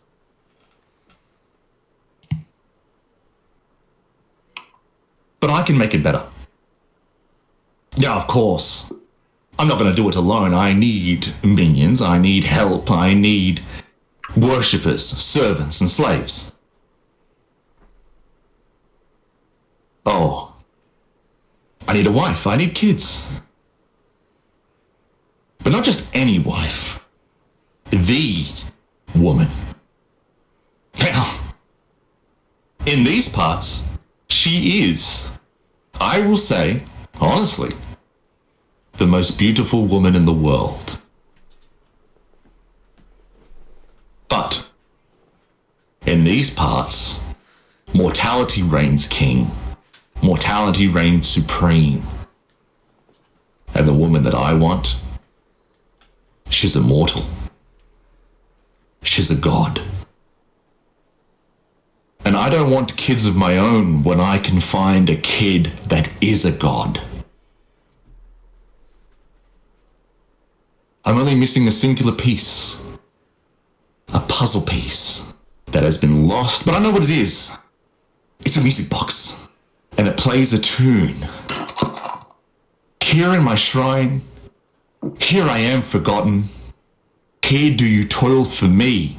Only the beginning piece, of course, but if I can find that nursery rhyme, the rest of it, I will find her. And if I find her, I'll find my woman. I'm sure she's missed not having a partner around since the old son's kicked the bucket. But I've always wanted to be a stepdad, and In the puddle on the floor, your appearance changes to one of a deity that no longer exists. Long dead. I'm sure she'll appreciate the new form. Or the old one compared to her. How long's it been, do you think, she's been trapped there?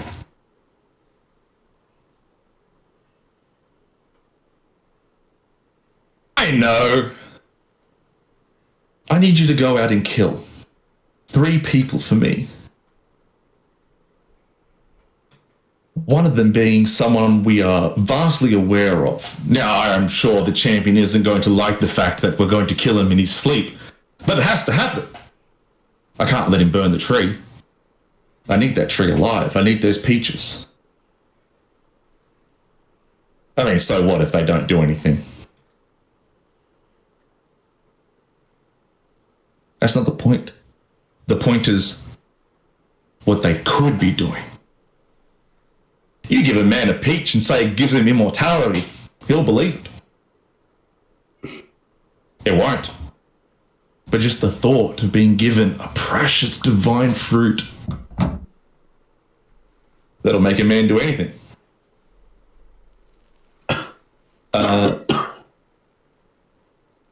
Stepping into vision is a gnome. Dark complexion, underground, dirty, a very familiar look. As if you're strangely looking at yourself. But unknowingly. And you'd understand why. Here, take this, and you hand this figure a symbol of a triangle with an eye in the middle. It took a while, but I've fucked with the fundamental basics of the arcane inscription. When you die, it'll bring you back. Now, of course, the old man used to do it on solstices, eclipses and full moons. It rejuvenated and give his compatriots the ability to come back from the dead. This will do it every time.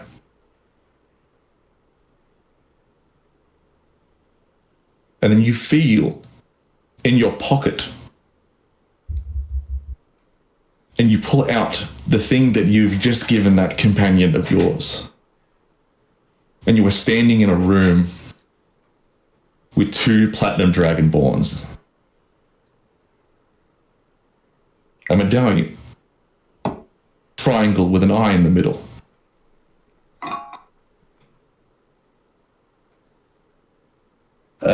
You are swung at, Danzok, Yep. twice. Okay. Both misses. Oh, thank God. Taking away the attention of the 3 that were going to plant swords into Wessel are now 2.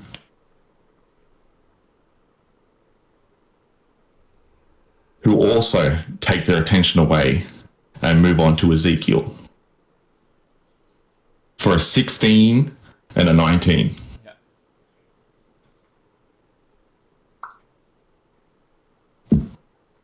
11 piercing damage.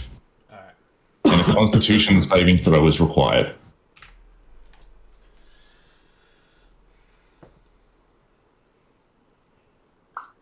Uh, 18. Beat whatever it is that was going to happen. You're up. Alright. I will swing at the ones that are there any at Wessel's body now? No, they've moved away. Alright, then I'm going to swing again. And if anyone comes near Wessel, I'd like to, if I can, hold my action till my bonus action of Yep. fucking roar. So I just give a fucking big roar out and hopefully frighten them.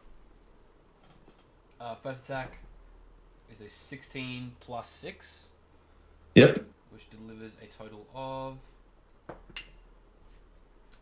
11 points of damage. Yep. And the second attack is a 16 plus 6 again. Yep. And that brings a total of 7 damage. I'll hold my action of Daunting Roar. Cleaving through the 2 assailants that are on you in half. Danzok, you're up. Alright, yeah, I do the Lariat again. Nice. 17. That hits. 5 damage. You kill one of the two. Okay. I hit again. 7. Does not hit. Damn.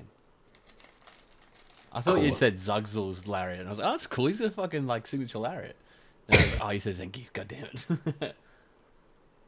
Using his dying compatriot as a cover as you swing with a knuckled backhand, cracking the skull of his friend, hiding, like using that as a bit of a shield, he escapes a fatal blow. Little fucker. Wessel, roll for me a death saving throw.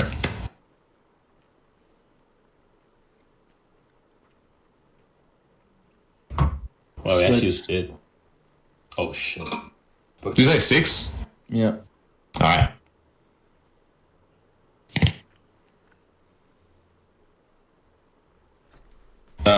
Finch, now back in this room.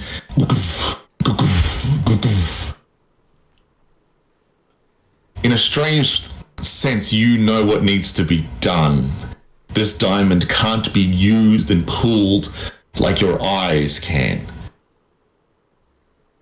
You have to cut the diamond out.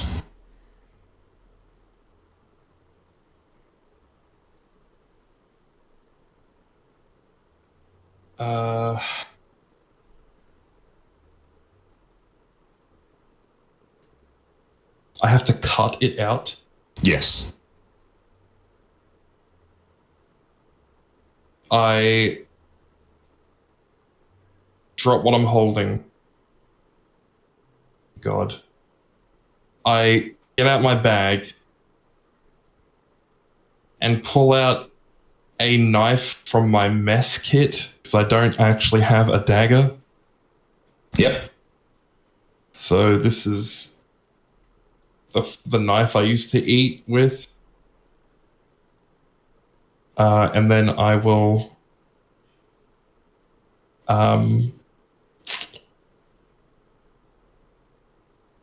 with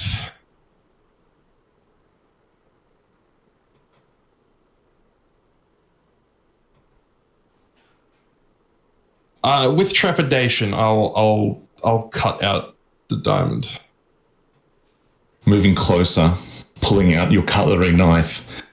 Upon reaching her being and coming upon contact with the diamond, you are flooded with strength.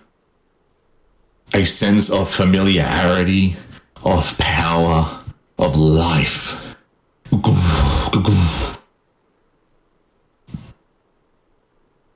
As if they have a mind of their own, that they are you, that you are them. Your eyes aren't your eyes anymore, Finch. They're the eyes of a god. And touching this diamond, your heart can't be your heart anymore. It has to be the heart of a god.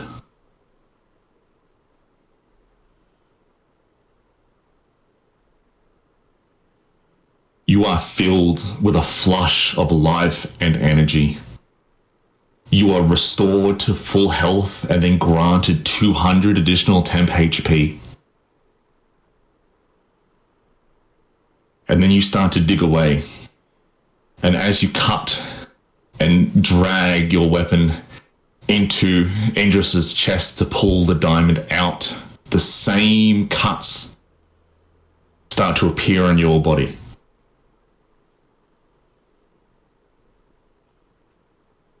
Because this is not just a removal, this is a transfer. And as you do so, cutting deep and around, as if the flesh itself is doing its best to stick and hold onto the diamond, as if it's the only thing keeping Indris alive. You are able to pull it out of the sinking suction sound. Her body, previously held together, falls and slumps into a sloppy mixture of flesh and red soup. Dropping your utilitarian cutlet, reaching into the now open hole within your chest, you pull in, you feel the heart and the open wound that you've created for yourself, and you grab and you hold and you squeeze and you pull, and then your hands and the diamond, and into the chest the diamond goes. As if your body knows what must be done, it latches on vessels of blood, creating and tendriling around the diamond itself.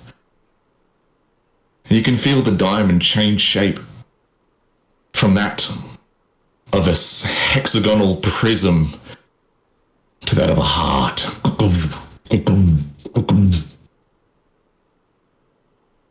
Your wound starts to close over. You turn back around to face your compatriots. One on the floor, the ghost of interest, starting its final journey to the other side, no longer kept bound by her mortal coil. The fanatics that were still alive, at least, look past your friends and into you. You see a look of horror. They drop their tools and run.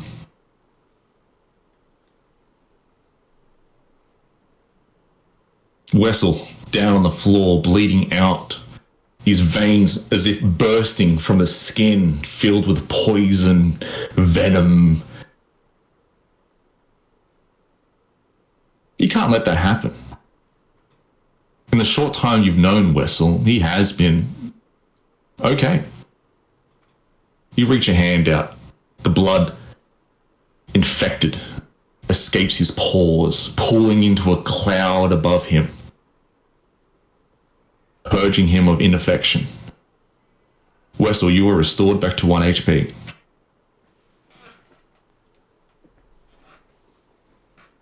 Final thoughts of a job done,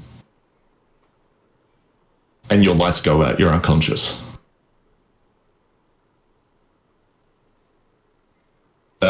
Danzok and Ezekiel, the remaining members,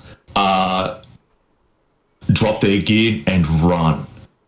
A pool of mystic blood escapes Wessel's body and then splings flattened across the room.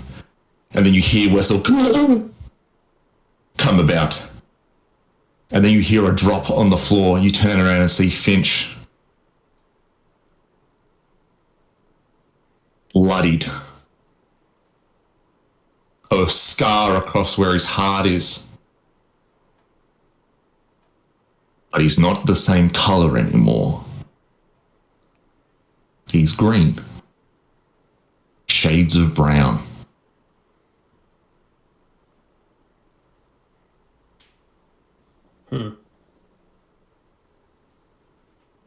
Indris's ghost goes, the warlord is past that bookcase. It's a secret exit in the times of old that we used. He is down there, and he has been for quite some time. Alright. Is Finch down, or is it just Wessel that's down?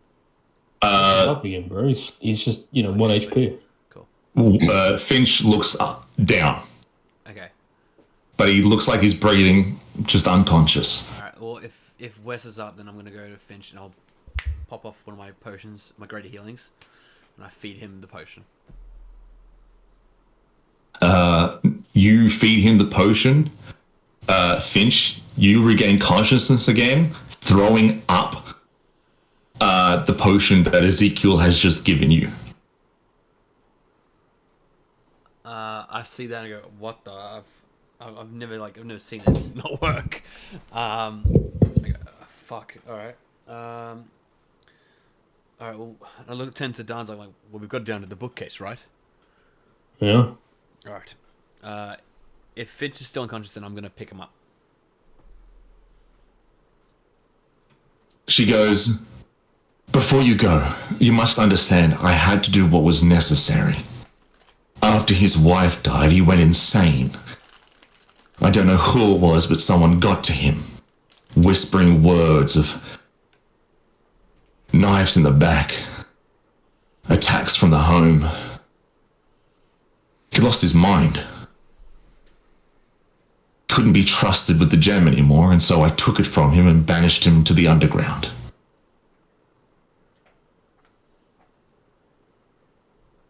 You will find him deep within the labyrinthian tunnels of the Hikanomiro.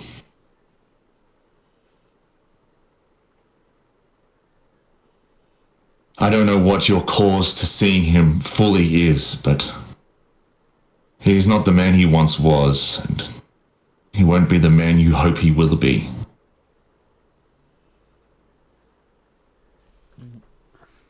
We're doing this for Finch needs to do this. We're doing it for him. I don't know either, but hopefully he'll tell us. Do you have a request of us when we see him? You see that she's evaporated essentially just to her head now. Yeah. And she goes, no. All is done. The head evaporates, and the last thing you hear is chirps from a canary.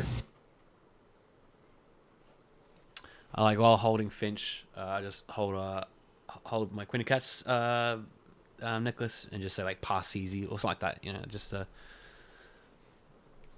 pass away, and then I kind of look towards the bookcase, and then I go, "So is it behind the bookcase? Is that what was said?"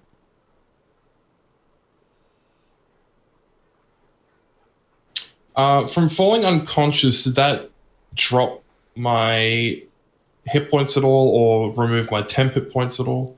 No, Or it is that did the not. same? It's the same.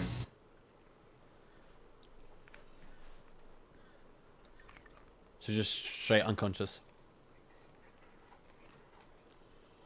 And he threw up the potion. Correct. All right.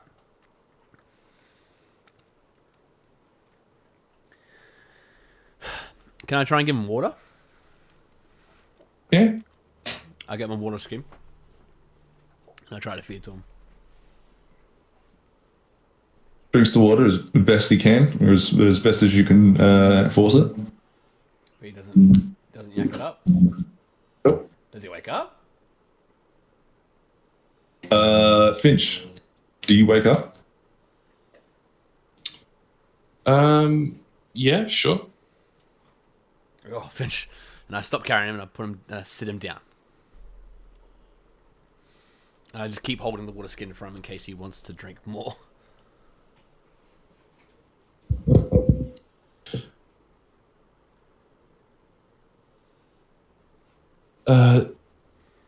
Well, what just happened?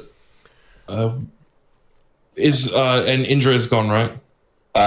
The only thing left of Indra is her flesh soup on the floor. Did Indra say anything? Before she passed, she noted that the warlord was behind this bookshelf. And it was an escape in times of old, as she said, and that she had banished him due to madness taking hold, betrayal or phantom words from within, it seems. But she had banished him, and so she doesn't know what he's like or what our intentions are. But he's in the labyrinth of a word that I didn't quite understand, but I'm assuming that you might know, maybe. But yeah, there's a labyrinth down there, and he's in there. Very well. I'll Are you approach the bookcase. You go walk up to the bookcase, Finch, and you see that there are 4 books that are slightly out of place. You pull on these 4 books. They pop out a little bit, the mechanism clicks, and the bookshelf moves to the side, revealing a spiral staircase of stone that goes down. I'll give out one little kid cough and then head down. I like pull you before you go down. I go, Finch, are you all right? You're not. You don't look the same as before. I'm fine. Right. Lead the way.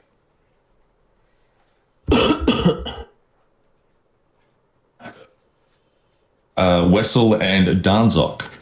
Mm-hmm. What are we doing? Yeah, I'll follow along. Yeah, that. All right. Following Finch, making your way down this spiraled staircase for God knows how long. And any thought in regards to where this staircase might be is confusing. Because it feels like it goes down flights and flights of stairs. But if the warlord was at the top of the tower, surely something like this would have been noticeable from the outside. Or at the very least, the constructional integrity of the building would have been visibly different. Until you eventually get to a stone door that has a knocker on it, bronzed, with a four-headed symbol. 4 different skulls, all elvish in feature.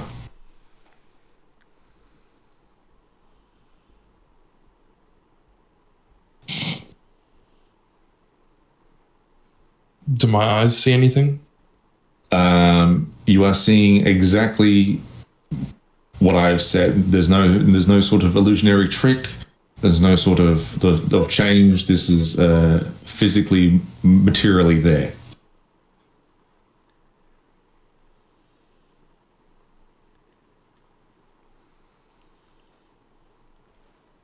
And this is a dead end, or A stone doorway or stone door at the bottom of this long ass spiral staircase.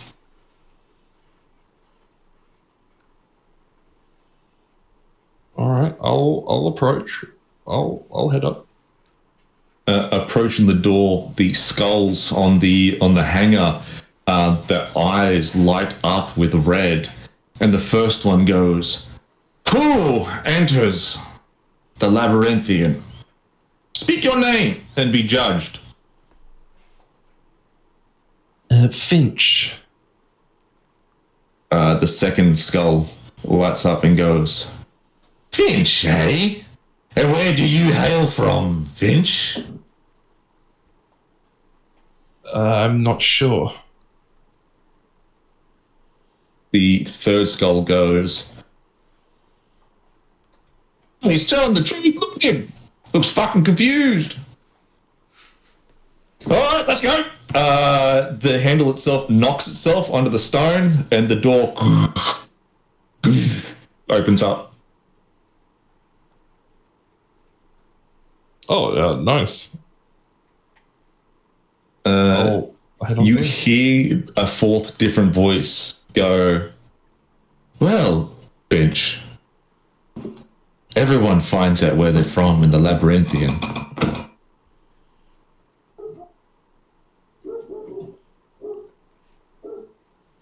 I try to follow behind him. Yep. Oh, lets me through. Well, that's nice. I follow behind Finch. I also follow. Yeah. If it asks. Yeah, the door does not close for anybody else or ask themselves the thing, and it isn't until Wessel, the final person, passes through that the door closes. Shit, it knew. Yeah. Small sense of the only real vision are stone torches that are already lit along this narrow path. It's pitch black otherwise, and it looks like you're in a circular tunnel. Until Ezekiel, you step on one of the stones, it sinks in a little bit, Yeah. and then a string of arcane red light zigs and zags through the tile work of the floor. That's cool. And you follow it as it goes through and down this corridor, and then left, and then up, and then it hits. And then you hear mechanical turning. Mm-hmm. And then to your left,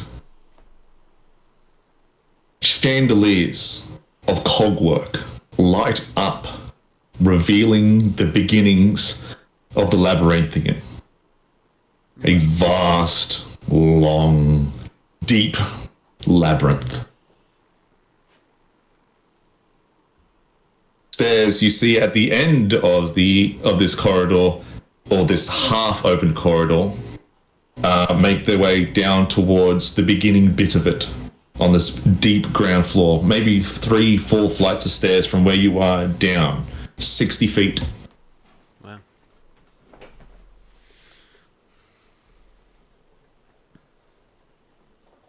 Making your way down towards the beginning of this labyrinthian maze, you see on the outskirts, or the entrance to this maze itself, wagons full of goods, old, decorated items and wares of candlesticks, of works of clay, intricate designs that haven't been seen ever, as far as you're aware of, or as far as anyone's aware of. There are bags of cloth that come up waist high,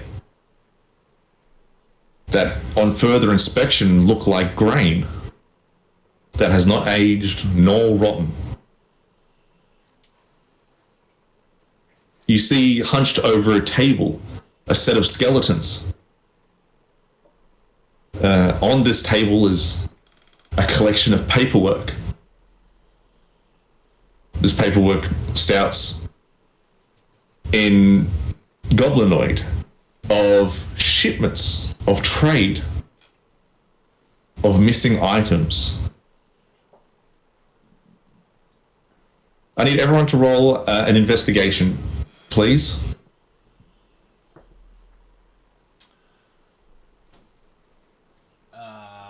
13 for Mikey. 18. 18. 24. To everyone but Finch, what a strange collection of things that are outside this maze. When maze comes to mind, or labyrinth, these are where people get thrown to be never seen again. But these are tradable goods. These are wagons. These are merchant items. Finch, you're able to put together, and a memory comes to mind, a name. This isn't just a labyrinth. This is a marketplace, a labyrinthian marketplace constructed aeons ago,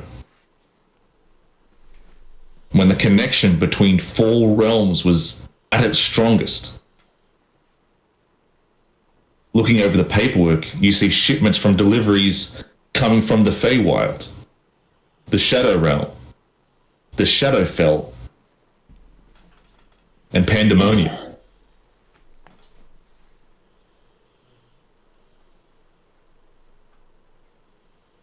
This is a place of, or was a place of, trade and barter and information. Of a connection between places that once was so strong that it never threatened the fabric of the material world. A place where people could come and do business. And you think the name of a place and an example that come to mind is both brought to the forefront and then is gone.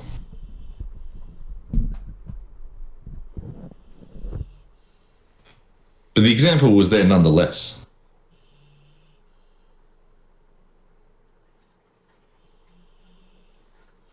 Finch, this is the Hikimi no Miro, center of the trading world.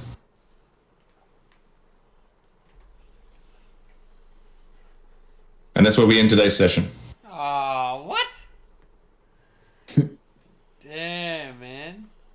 Bravo, dude. Bravo. That was a good session. Really like that. Yeah, damn, you did a lot of talking this session, Cool Man. Fuck, dude. I was thinking like, Cool Man has like not stopped talking like for like upwards of like an hour. Oh my goodness. Yeah, Too much? Too much talking? No, not too much. I was just surprised on how much you had done this session. I was just thinking about it. I was like, damn. Kuma's put in a lot of work this session. Fuck. that was awesome, man. That was It really was good though. Like, yeah, not bad. Like, not a bad thing. I was just surprised on how much he did. Enamored almost. Thanks, man. Appreciate it. Yeah, man. That was sick. I'm glad I don't have D&D tonight. I can't follow that shit. Yeah. I got a Sunday like, Brandon, don't judge me. I'm like fraud, right? I'm like, yeah, I am not the man I want to be. That was awesome. Fuckload's happening. Finch is a changed man again. Yeah, crazy building. Yeah. That's dope. Thank you.